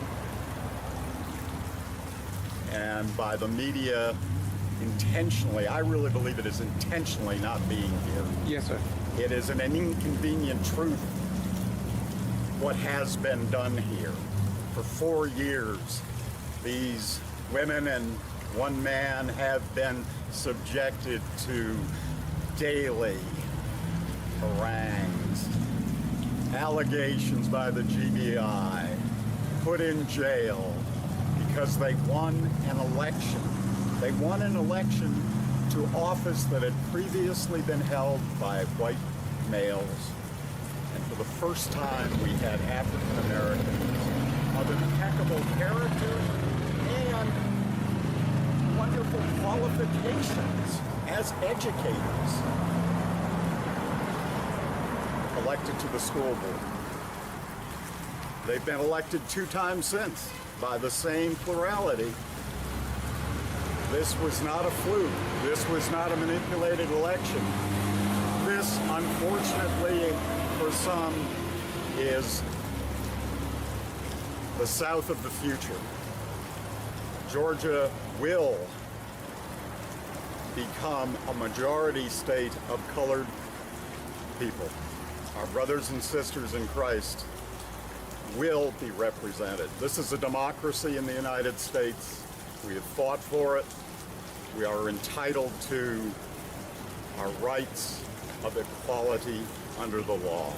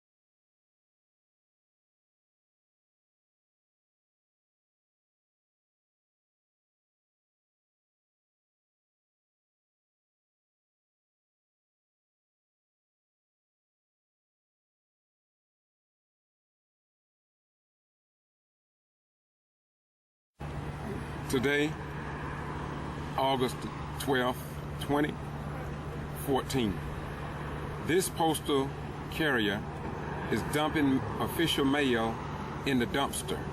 This reminds me of the Quitman 10+2 and Mr. Boone, as he took information off of personal mail and gave it to a private investigator at the request of a former Brooks County school attorney. Yet the Postmaster General has done nothing to correct what Mr. Boone allegedly done that was brought out in Lula Smart court case over in Quitman, Georgia. Now, listen and see what happens when the Postmaster General ignore these people. Undoubtedly, this type of practice is spreading across the nation, and to hear Mr. Boone, an 18-year employee with the Postal Service, had never heard of something as simple as the Privacy Act. And yet, he took official ballots, yet they prosecute the Quitman 10, yet what happens? Watch, and you'll see what is going on in our world. In they go, letters, bills, paychecks for people in Bond Hill. But this mail carrier isn't done yet. A second box of mail dumped in the trash. Me, my stepmom lives here, she's missing mail. My sister, some of my friends that live here is missing mail. Alicia Carr and her neighbors a block away noticed they didn't get mail. We showed her this video. If the Postmaster General ignores what happens in Brooks County, and nothing happens to people who started the investigation of the Quitman 10 plus 2, then you understand what is happening in our world.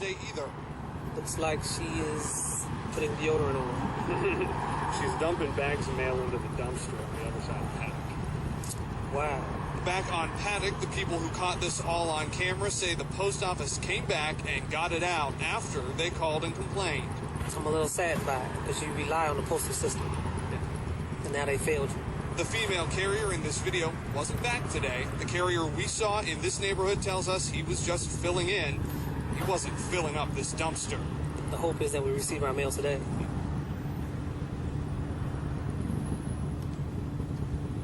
Well, as it is.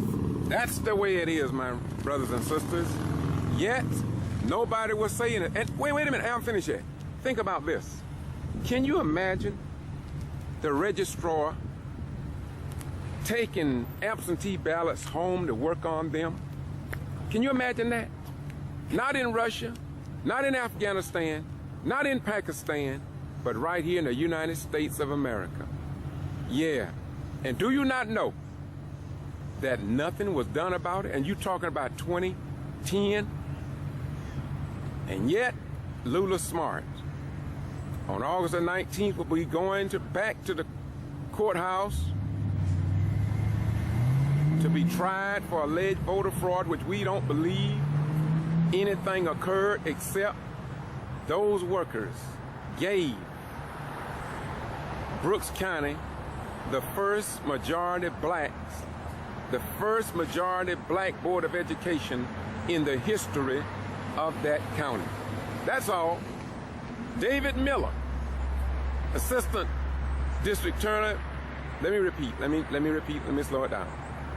District Attorney David Miller and Assistant District Attorney Brad Shealy and others we believe had ulterior motives in getting these people arrested, and after nearly 4 years have not been to court or found guilty of anything.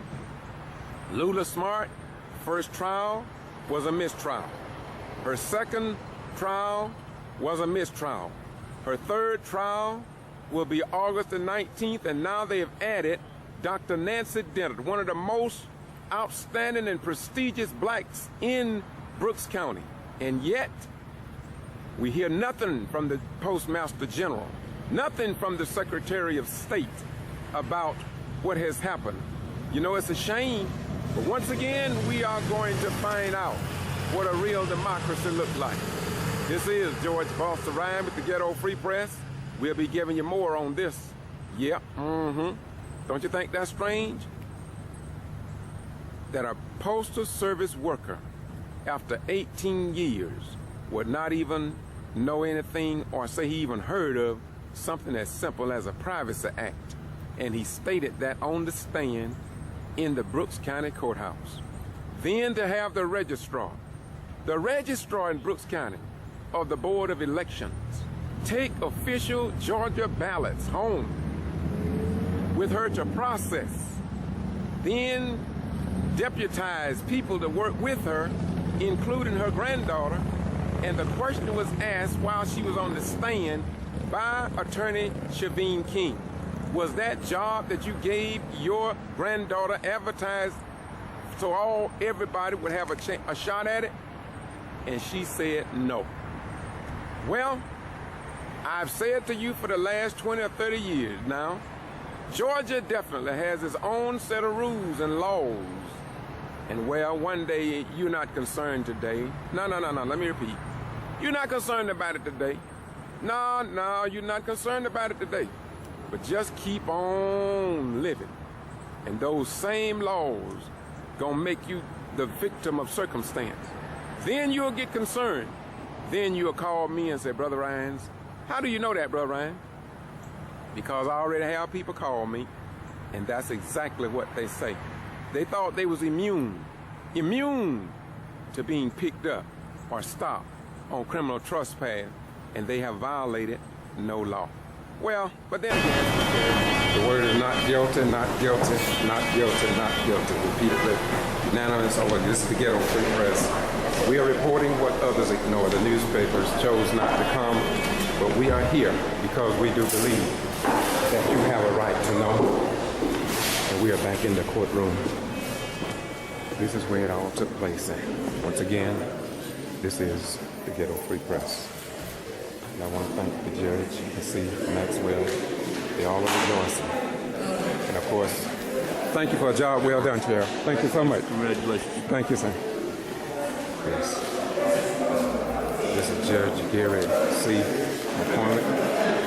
McCorvey, Secretary, Clerk of the Court. Once again, this is not guilty. The people are rejoicing. And this is a beautiful day, and I believe that this is perhaps the best day of our democracy. And this is Judge Gary C. McCormick. I think he done a good job. I really do.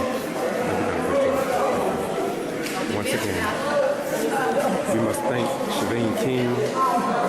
We must also thank Nancy Dennard for doing an outstanding job all the way. The NAACP has been here all the way. This is, of course, Lula Smart. All that she has been through, she violated no law. And if they had not stood their grounds, if they had plea bargained, we wouldn't have had this day. This case just may set a precedent here in Georgia and in the United States of America. This is a very high day, and we just hope that some conclusion can come to the other people that have been charged in what we believe was either a conspiracy or retaliation for Black African Americans dominating the Brooks County School Board of Education. This is the mother right here. And we want to thank, oh my God, God bless you. God bless you. God bless you. God bless you. That's Diane Thomas. She was one of the quick with 10 plus 2. That's what I'm saying. We're so thankful. So thankful. How you doing today? What do you want to say about it? Oh, I just thank God. Thank God for this day that we've been waiting on for 5 weeks, 4 years. I just thank God that justice was done.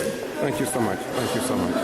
We can see that this is a very high point. Look at the young lady here. She's rejoicing. Excuse me. Lula Smart. It's a wonderful You may not understand this, but you don't have to see when people are innocent is when they hear people lie on the stand. They say that she dropped ballots in a box. She said she didn't. She said that Amy Braswell, the special agent of G.B.R, did not put the tape recorder on her desk as she testified under oath. Mr. Boone testified that she put bundles of ballots in the drop boxes outside of the post office. Apparently the jury just did not buy it. We also have the one pastor that has been all the way, hugging Diane Thomas. He marched with us. He protested with us. He cried with us. He wept with us. He wept with the Quitman team all the way. This is a high day, and what is most embarrassing? What is most embarrassing? There's not one TV station, no news media, no newspaper, no radio station to record this historic event. This is what black African Americans must go through. Not to mention Secretary of State ignoring public meetings wherein all of this was brought up. The rejoicing. She praising God because she is a Christian. She is nothing what they claim her to be. She just praising God. Listen, listen, listen, listen.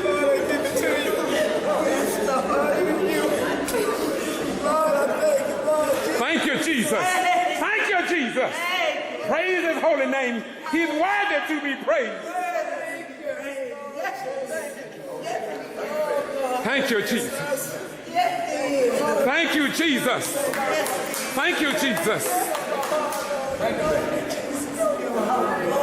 Thank you. Thank you, Jesus. Thank you, Jesus. Thank you, Jesus. Thank you, Jesus. Yes, Lord. Thank you, Jesus. Thank you, Jesus. Thank you, Jesus. Praise his holy name. He's worthy to be praised. Thank you, Jesus.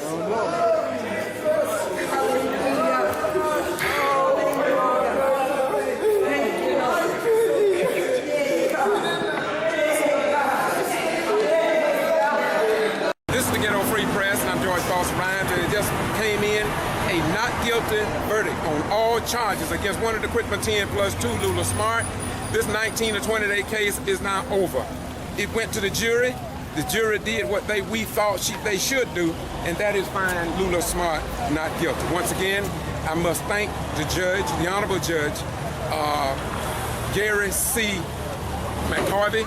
He denied me the right to record in the courtroom. However, when you consider that he didn't want to mess up the other cases, that's not a bad thing. The thing is that we want justice. We always wanted justice. We started out seeking justice, and we believe that justice has been received here in Quitman, Brooks County, in the state of Georgia, and in the United States of America. Once again, Maxwell, come on just a minute. Once again, I've interviewed him, but said a few words before, but he seems so excited and willing to talk.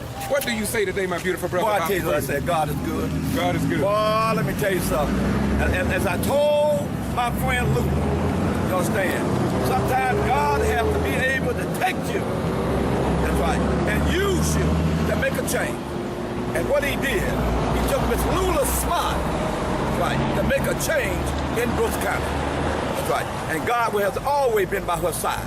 So the heaven is rejoicing now. That's right. Because God wanted the Brooks County people, you understand, to know that he is God. Amen. That's right. And he is in control. That's what happened. And said, what again? Let my people go. All right. All right. Thank you very much. Thank you very much. It is just praise the Lord. Praise him.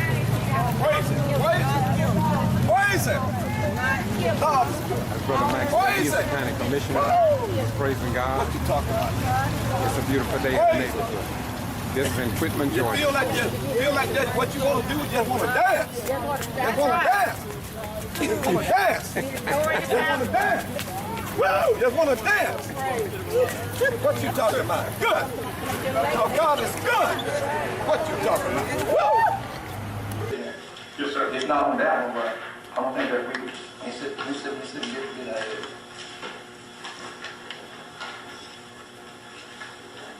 On the night of the election, on the night of the election. This is Commissioner Maxwell, James Maxwell, who had a problem in his district. And he vehemently expressed his concerns not only here, but at the county commissioners meeting, and that I have recorded also. And so this is an elected official who talking about his election campaign. Listen, please. The election supervisor was very unprofessional because I know I've been around for a long time, that's right. This is be my 5th term. And I've never seen an election supervisor that will go out to the general audience, you understand, and declare, you understand, that we are going to have a runoff before the votes are in. And that's exactly what Mr. Ken Collins was doing. He was saying, well, I know, you understand, that we are going to have one runoff, and people just stunned, saying, well, how can he say that, you understand, when the votes are still coming in? Well, that's what happened. And when the votes, you understand that, and the district you were talking about was District 5. That's right. That was the district that we were having all the problems in. What happened? So he assured, you understand, that everyone that was at the election area that night, he was assuring them that in District 5 we will have a runoff. But when all the votes were counted, there was no runoff. What happened? And to me, you understand, he was very disappointed. But he's supposed to be bipartisan. He don't supposed to keep his mouth closed. And that's something he don't supposed to be walking around, out there, among the public and telling, you understand, the people who run that we don't have to have a runoff. That's right. Although this was brought up to Secretary of State Brian P. Kemp, investigator Glenn Archer, the people in Brooks County have come back and asked me, why are they ignoring the problems in Brooks County? Yet they want to prosecute the Quitman 10+2. However, today we know that all charges have been dropped and they've all been cleared after 4 years of turmoil and denying them of their constitutional rights. And I believe that all of this intimidation that you are seeing here was a direct result in Ms. Trotman and Diane Thomas losing the last election. And this is why I think the governor of the state of Georgia or the federal government needs to step in and look into that last election, as well as everything that has transpired with the Quitman 10+2, because it is indeed a white spot on the history of the state of Georgia and our nation as a whole. Something that he, shall not do. He cannot do. See that, but he did. Yeah. We can follow up on that too. I just make one comment.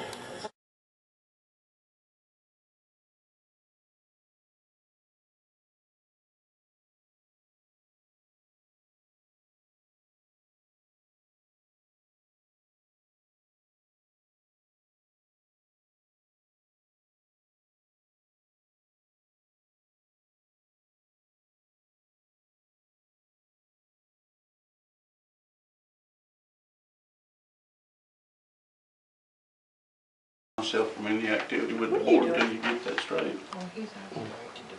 What are you doing? I'll be glad to give you an affidavit or a statement or whatever, but until that gets, settled, I don't want anybody thinking that, we're trying to do anything underhanded or above, I understand that, Ken. I understand it, but as a board member, we have to look into it or have someone look into it. I understand. So that's where it has to go from there. It needs to be looked into because I don't want that to fall back in my lap. So, in essence, then I need to suspend myself from any activity with the elections office until that gets settled. What are you doing? Excuse me, y'all. I was asked a question, and I'd like to respond to you because I am recording. What I'm doing is that I'm recording. You know what? You should not be doing that without informing us ahead of time. Okay, let me. You asked me a question. I want to answer, if you allow me. Will you let me answer my question? Go ahead. If this is indeed a public meeting, I have a right to do this. It has been proven over and over again in the courts. I go all to these cities, Lakeland, all around. This is what I do. So I'm just recording a public meeting. Now, if what is being discussed would have been determined by you, the chairman, or whoever, if it's possible for you all to go in an executive session to discuss your matters, which I think maybe should have been there, then I know the procedures, and I definitely would not try to come in at executive. But if it's a public meeting, I have a right to record and to record. He's right. And so Okay, so when you ask, so I just okay. answered your question, and that's my point. All right. Well, we are going to call an executive session at this point. The rest of the meeting is adjourned. That's not a way Okay, to you do can't- it. yeah. So in order to go Sorry. to executive session, you have to state the reason for it. There's only three reasons you can go into it. You have to have a motion to go into it. You have to tell us the reason you're going into it. And then when we come back, you have to tell us what was discussed. So. And there must be a It's called vote legally on it. executive session. Anything other than that is sunshine. Okay, so go ahead. What else?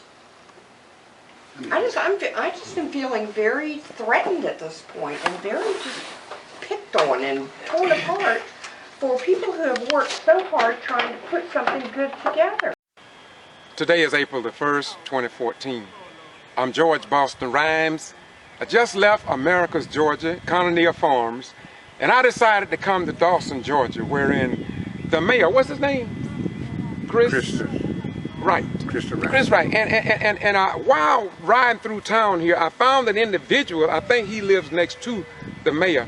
And will you tell me what happened on that night? Because it seemed as if all we get down here in South Georgia is snippets and things of that nature the night when the mayor was shot. What happened? I cannot tell you. What's your name, first of all? Pastor Moore. Pastor? Oh, you're a pastor? Okay. Pastor. Okay. All right, what happened as far as you know? As far as I know. This is what I heard. Okay. I'm laying in the bed. Yes, sir. I heard shot. Yes, sir. Pow, pow, pow. And I heard, ow! Then I heard, pow, pow, pow. That's 6 times. Wow. I get up, come out of the door. And my wife come out the door. Out front of the house right there. And I walked out the front with my light, shined around, nothing. Went back in the house, got back in the bed. I was laying in the bed, then I heard somebody holler, help! Help! Help! The third one was low. I got up, again, I said, baby, somebody hollering for help. She said, sound like somebody hit the side. I said, no, that's somebody hollering for help. So I got my light and come back out the house. When I come out this time, I come out the front, went around the side of the house. The fence right there, I shine my light, I said, I know I heard something. Trying to get myself together. So I heard something. You have no little road. And so when I got around there, I kept shining. I saw some dog laying on the ground. I had on dark clothes. And I said, hey, I said, who is that there? He said, this me. I said, who? He said, Chris. I said, Chris? I said, what the matter? He said, Rev, I've been shot 5 times. And that's what he said. He said that then? He said it then. Okay. And I was on this side of the fence, so I run around to that side of the fence where he was. And I kneel over him. So when I kneel over him, I turn him up. When I turn him up, blood was gushing out of him. From here, down, running down. And he didn't want to get up. I told him, lay down, baby. That's what I told him. Then he said, Rev, he said, pray for me. I don't know what he said, pray for me. And God did what he said, pray for me. And I told him, I just lay here. Then my wife said, I guess she was dialing for the police. I don't know who called him now. There was a bunch of people doing it. But other than that, for me seeing who it was, I don't know. The young man pulled up. He jumped out of the car and he run there. And he said, I said, the madam been shot. He said, where mama? See, I didn't realize what he was talking about when he said mama. So he ran in the house. Once he ran in the house, and that left me there. Then the ambulance came and they come around there and hubble over, and try to assist him and get him up. And once that was over with, we all got him up. But I helped pick him up and put him on the stretcher. And once that got stretched, they put him in. And that was it. That was it. Well, you mentioned the mother. How was the mother? Well, I did go in the house. Okay. And when I went in the house, I seen the mother. She had a bra, nothing else, a bra, a short pants. And she was like, been roughed up. Roughed up? Yeah, that's what it looked like to me. It'd been roughed up. She, and then the police told me, said, well, we got to solve a case. I said, well, I'm a neighbor. I just kind of see what's going on. So I turned around and come on back out. So it was a robbery then? I couldn't. You have no idea about that? No, you know it's a burglar? No, I couldn't say about robbery. I couldn't all say you witnessed what you've already all I know is what I heard and what that's it. What you said. That's it. Looking back on it, what do you think? Do you think that anything that you know of, and I know you get what you said, what do you think maybe could have been done differently? Nothing was. You don't see. I couldn't comment on that. You couldn't say nothing. No, because all I go by is what actually happened. What actually happened. I know of. Anything else, who was here, who come over here, I couldn't hear nothing. Well, one thing I would like to ask you, and then we'll be through with this, is that once did news media come over? Any news media come that night or look on anything or? Some of it happened. I'm not sure who all come over that night. What about the next day? Was you interviewed? Well, I was interviewed, but they didn't ever show it. Okay. Over on Channel 10, I believe. Okay, so you was interviewed, but it just never, interviewed the way and you was in my way. Yeah, and you was here, and you actually saw what happened. but I heard what happened. I mean, you heard what happened, and you did see him on the sound. You saw. And yet, but somebody chose. I'm the one that helped pick him up and put him on. Right. The stretcher. Right. Okay, look here. What's your name again, my beautiful pastor? Pastor Joseph Moore. What church you pastor, brother? Mount Zion Baptist Church, Brownwood, Georgia. Thank you so much, my beautiful brother, and thank you for having the courage to stand up and say something, because as I travel South Georgia and Southeast Georgia, I find a lot of people won't talk, and I want you to know I appreciate that very much. Thank you so much. Peace be unto you, brother. Likewise, peace.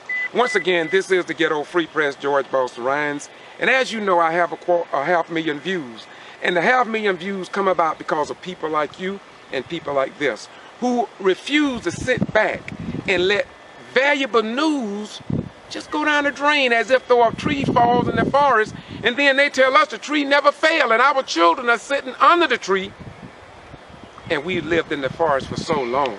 We know it's there, and so that's what we do. Our goal is to keep you informed. Just remember, education will save us, but ignorance will destroy us. Bye-bye, we're gone.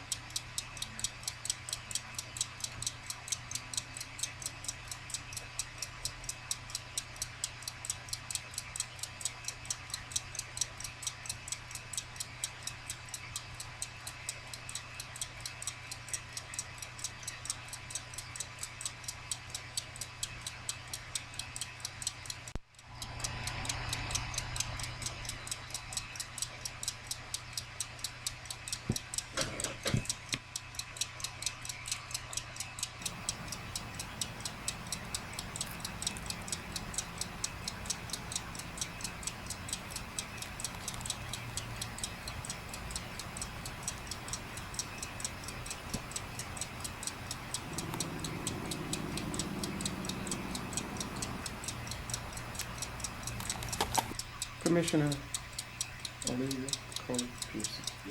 Before we start this interview,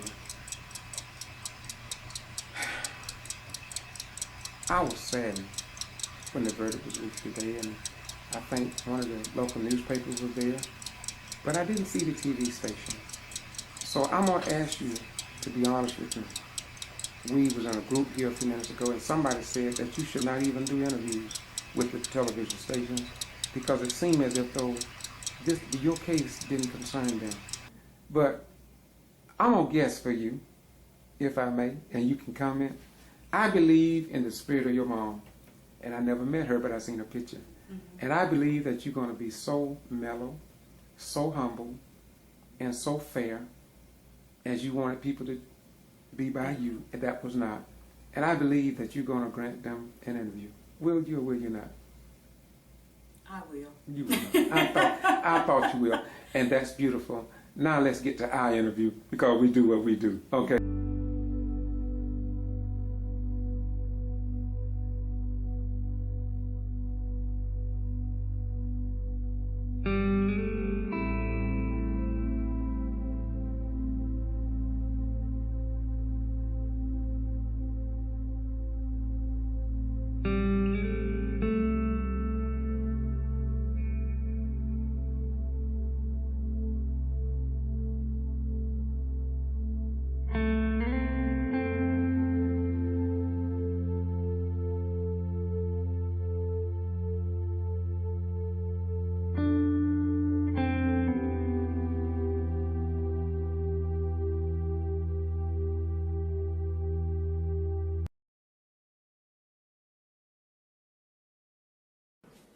decided, I'm gonna let you know we decided not to answer any questions. That was Mr. Harris answering y'all those questions, so I respect y'all not to answer me any questions as well. Just stick to your statement and be done with that. So we're not gonna answer any questions because of fear of manipulation. So with that said, I'm gonna introduce Ms. Olivia Pearson, City Commissioner. Thank you, Mr. Worthy. Again, thank you, Mr. Worthy. To begin, I'm gonna fall back on something that Mr. Presley mentioned. He said that you stated that it had nothing to do with the group. Well, I'm not sure that you stated it didn't have anything to do with the group. I know just a minute ago, Jerry Hudson said it was mainly on Douglas Now, it was mainly about Bobby Worthy. His article was. Not quite. Supported by Commissioner Pearson. That's what he stated, which was a total lie because I had nothing to do with Bobby Worthy and Larry Neesmith. That was totally separable from this whole thing that you all have blown to hell, because that's what you've done. Your name wasn't on that flyer for the meeting as a supporter? Who held the meeting? You asked me a question. I'm asking you, who held the meeting? I did, and you didn't answer it. Wasn't your name on that flyer? I held the meeting. Sure, my name would be on it. Well, see, that's where you went wrong. That's all we said. No. That's not all you said.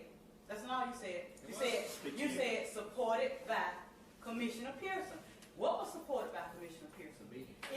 The meeting that I called, that's exactly right. I called the meeting. Justice League did not call the meeting, first and foremost. They didn't call the meeting. I held a meeting through Southern Rural Black Women's Initiative for Economic and Social Justice.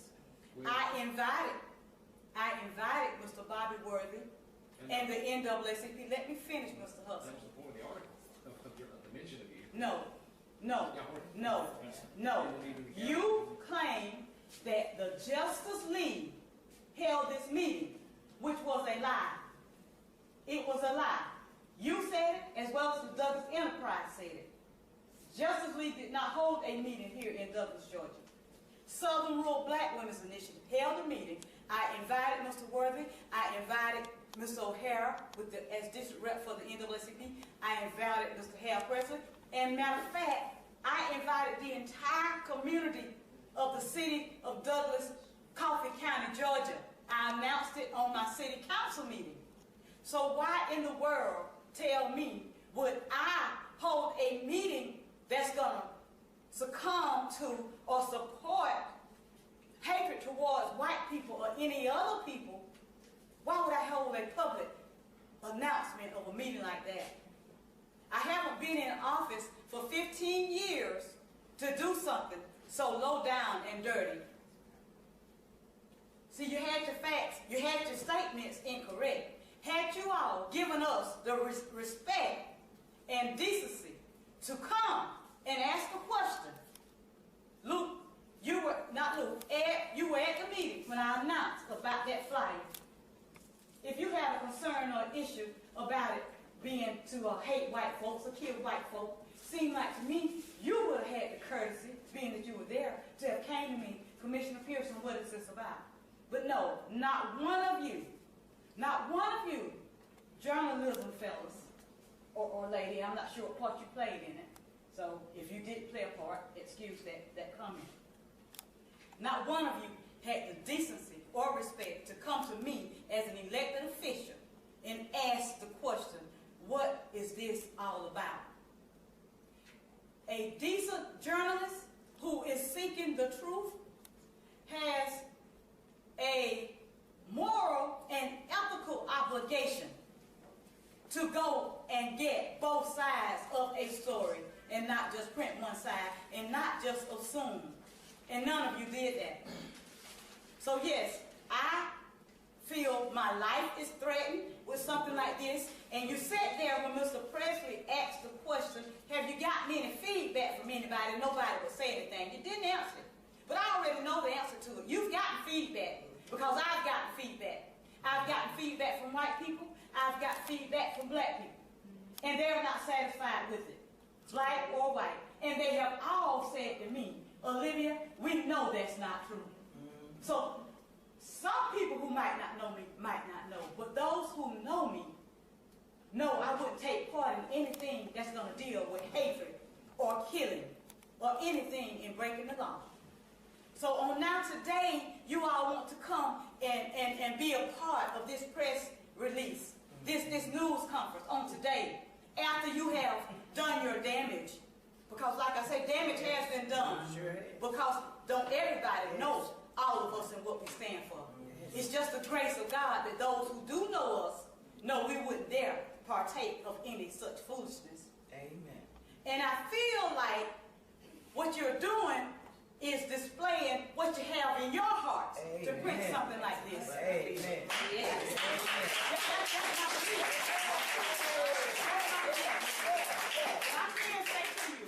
I can say to you, not one of you have ever had me to say anything racist to you, to say anything about hatred to you. In dealing with your media and dealing with me, none of you can say that I've ever said anything racist. If it's right, if it's a fact about what has happened, and it might tend to lean on one side of the color line or the other, call it what you may. But God be my judge. He knows my heart. And know I wouldn't partake of anything such as this that you all have intended to influence this community to believe. Amen.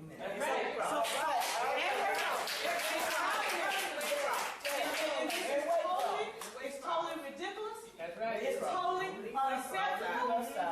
And we are not going to tolerate it. So now you want to go and dig and talk about the use of the Coley Center. Get the records about the Coley Center. You dig on and see what you find.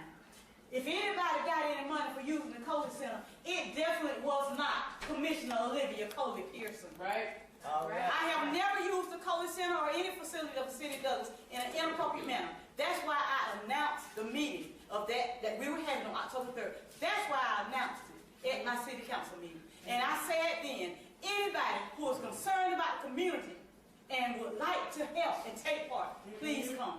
That was my request. But you all are tending to try to divide this community more and more and more. I'm concerned as to who employs the Douglas 9 employees, as well as the Douglas Enterprise. What do these people stand for? I'm really surprised at this time. I'm surprised. Because your editors should have told you, go get the other side. See what they have to say about it before we print this. Should have been fact checked. It should have been. Should have been fact checked. And it's sad. It's sad because it's too late in the day with too much everything that's going on in our surroundings and our communities and our different states. It's too much and too late in the day to try to print something like this to make white folk feel that they need to go and buy guns, which was announced at a church meeting. Announced at church by a white lady that she needs to go and buy a gun because of this group that has been formed.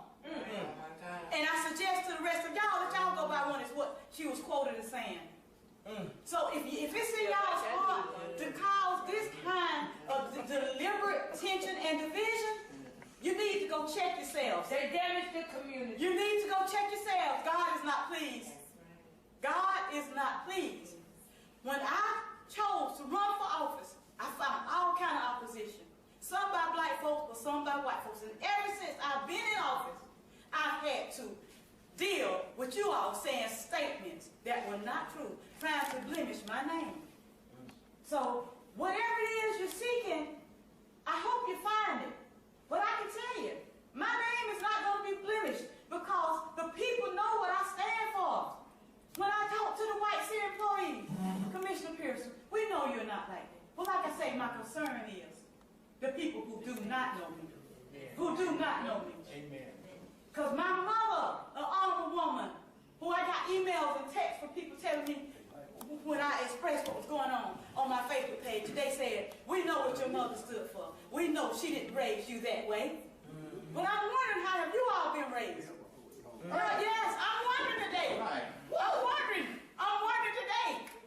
Because somebody from the media should have had the decency to see the true facts so justice would be known and would since you all say recent altercation shines light on new militant organization, that's what y'all said. That's what y'all said. And I'm trying to find out where's this militant organization at. Because it's not us. It's not us. Some of us can barely walk. We are elderly. Walking with sticks. But we are militant. Because we state what is the truth. We're seeking to make the community better, which is what I said at that city council meeting when I announced that meeting on October 3rd. So how did militant organization come out of it? It's wrong. The meeting I had, Southern Rural Black Women, has been here in Douglas Coffee County since 1999. And I was asked to chair and lead this group. Southern Rural Black Women's Initiative for Economic and Social Justice.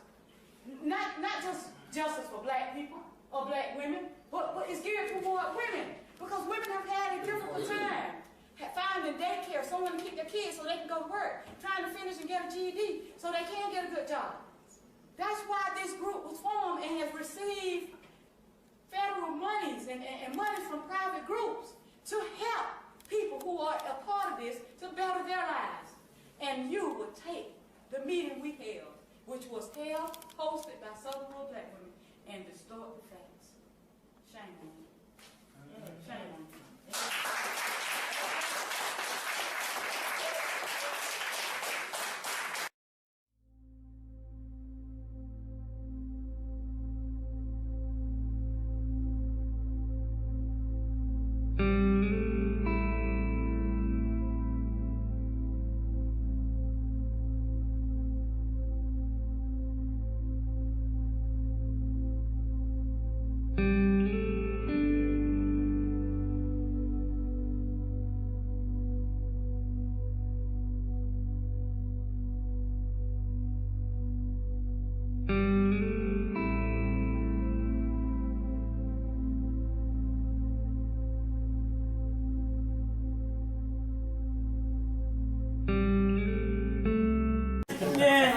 Yes. Al, I know. We've been fighting and praying a while. Okay, great. We're so good. I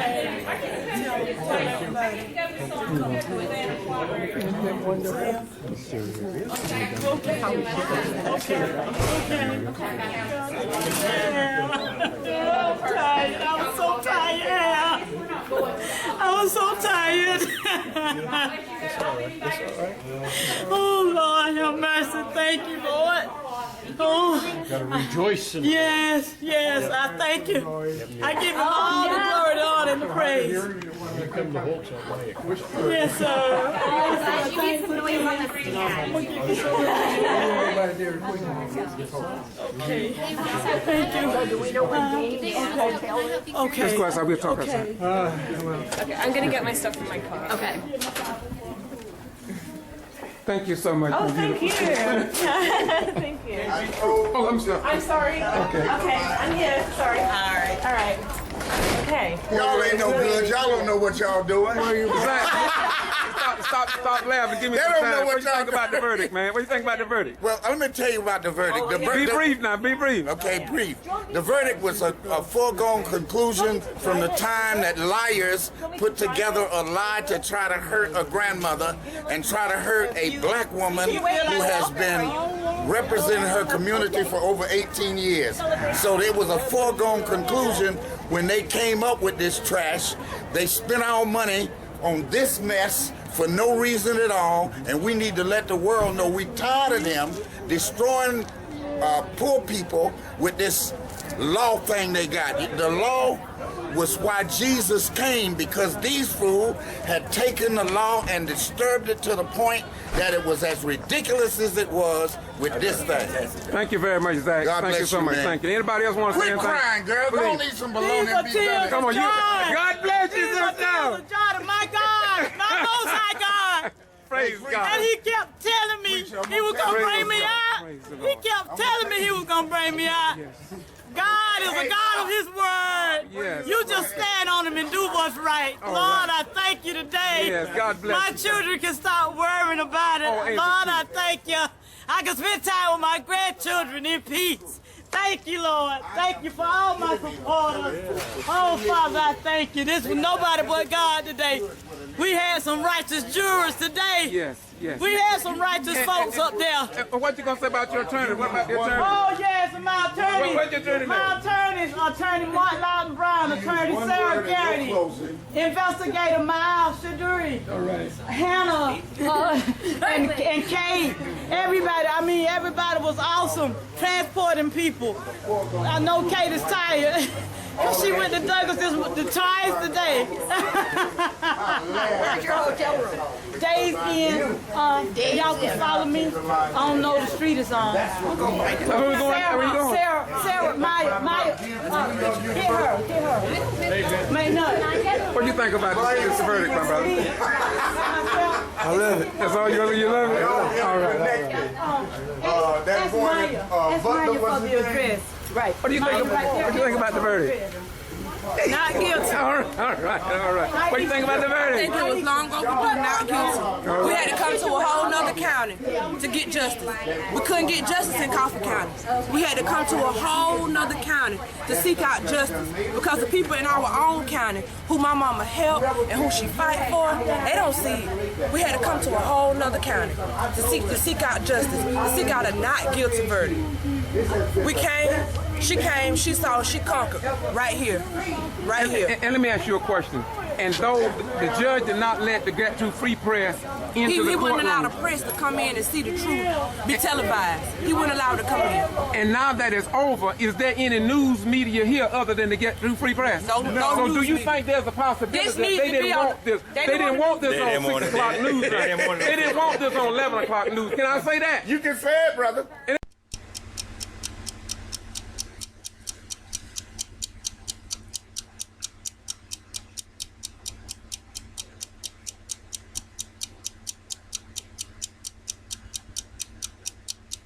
I say something, the judge said, come on.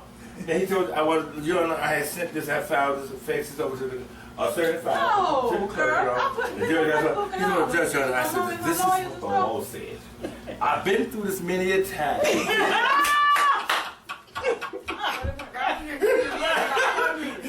But you know what it happened is, he had messed around and let you in the courtroom the last time. And he realized he made a mistake. That's what that. He said, I'll walk you down the hallway. Thank you, babe. I love you too. Go ahead, bro. Come on, finish what you Wait a minute, he said, I was I ain't gonna walking. forget. Living. He walked in, he said his paper, right? I ain't gonna forget, I'm just saying. Really? Because she was there to help me out with saving dinners and Yes, stuff. sir. So she ain't He still had his paper. I was walking down the hallway the last time. He a good showmanship too. Yeah. I said, I was walking down the hallway the last time. Yeah. We went through this. Yeah. And this is the same thing. I did the same thing, but this is what the law said. Oh, that cracker glass over there. And you know something, I'm So here's what really got him. See, he thought he had brushed me off. Let me come back in a little And I while. raised my hand. That's right. Well, see, I wasn't let it push me away like that. That's When right. I raised my But hand. see, that is at the heart of why you win. That you never, ever bend or give up. That's right. See, you understand what I'm saying? Right. That's what sets this apart now, Yes. from Corrine Brown's shit. see, never give up. That's right. What he did to you, That's right. he thought he embarrassed you. That's right. Yeah. That's He right. embarrassed you, but you said wreck their patient, okay? You said wreck their patient. You get with your little pad, and your sister was there, you know what I'm saying? And that ate him, but you move from the third seat to the front. Hey, you know you watching that. Oh yeah. Hey, Bishop Brooks gonna watch everything. When I saw the fools, I said right in front of District Attorney's face too. When they walking in the crowd, Oh yeah. I said, y'all son of a bitch, set y'all damn self up. And they I said, y'all won that case, what? Go ahead, bro. What you talking about? But they did. I said, y'all won that case. But I'm gonna tell you how they did it. Y'all that drama play? I'm gonna tell you how they do it. I'm gonna tell you how they won that case for you. Okay? You remember when I said? When that happened, Olivia, the light was out. remember when I said that you can't take a lie and make it true? That's right. What happened was two things that they took and put as truth that was a lie. Okay? The first thing was them 13 things that you say they shouldn't have put in. That shit was everything they read. That was powerful. That was powerful. Everything they read. Those 13 ones. That's right. That was good stuff. When they start talking about, they start talking about checklists missing, dates missing, signature not being but think about it. You done see what your attorney offense was if it would have had to go to appeal. That's correct. But it didn't have to go to appeal. That's correct. What they failed to realize. That's right. Listen, if y'all listen to the shooting last night when they had the town hall meeting on CNN. Yeah, that's right. You cannot ask the person about their mental state. That's correct. That's right. The hip law to ask somebody. Well, see, listen, I worked with people with disabilities, and I knew that. You cannot that was ask one them. reason why I didn't feel like it was my responsibility to check a car. It wasn't like the man. It's not like the gun it's not my seller. business. The man who sold the gun, he couldn't ask that young man, are you crazy? You got a mental problem? You're right. Yeah, but the situation with you, Olivia, the situation with you was totally different. They gave you a card to go and do the job. Okay? And the assistant director of the board of elections, he concurred. That's everything. correct. He thought he was being smart on this side, but he freed you. I'm gonna tell you something else that they did that was absolutely stupid beyond repair. Was to sit up there and have that damn fool have him read your testimony. Everybody knows. Me and this boy right here sit there. When he did that, we went to grinning and kicking. No, not this. Please. She didn't even have to take this thing. She didn't even have to take this thing. And they took everything she put on. They wanted them to hear what you said. Yeah. And they realized it was damaging the deal. Even Martin said, Your Honor, I don't think, normally that's not how they How it's done. You know, usually you just read what's said. Okay, What's said. But wait a minute. But no, Can I throw something role in? play. Can I throw something in? But I want y'all to listen to this part, because I think this is really worth listening to. The judge said, if the G.B.R. didn't find nothing on her, and if the Secretary of State didn't find nothing on her, well, why are we here today? No, he said When he said that, I said to myself, I said, whoop, there it is.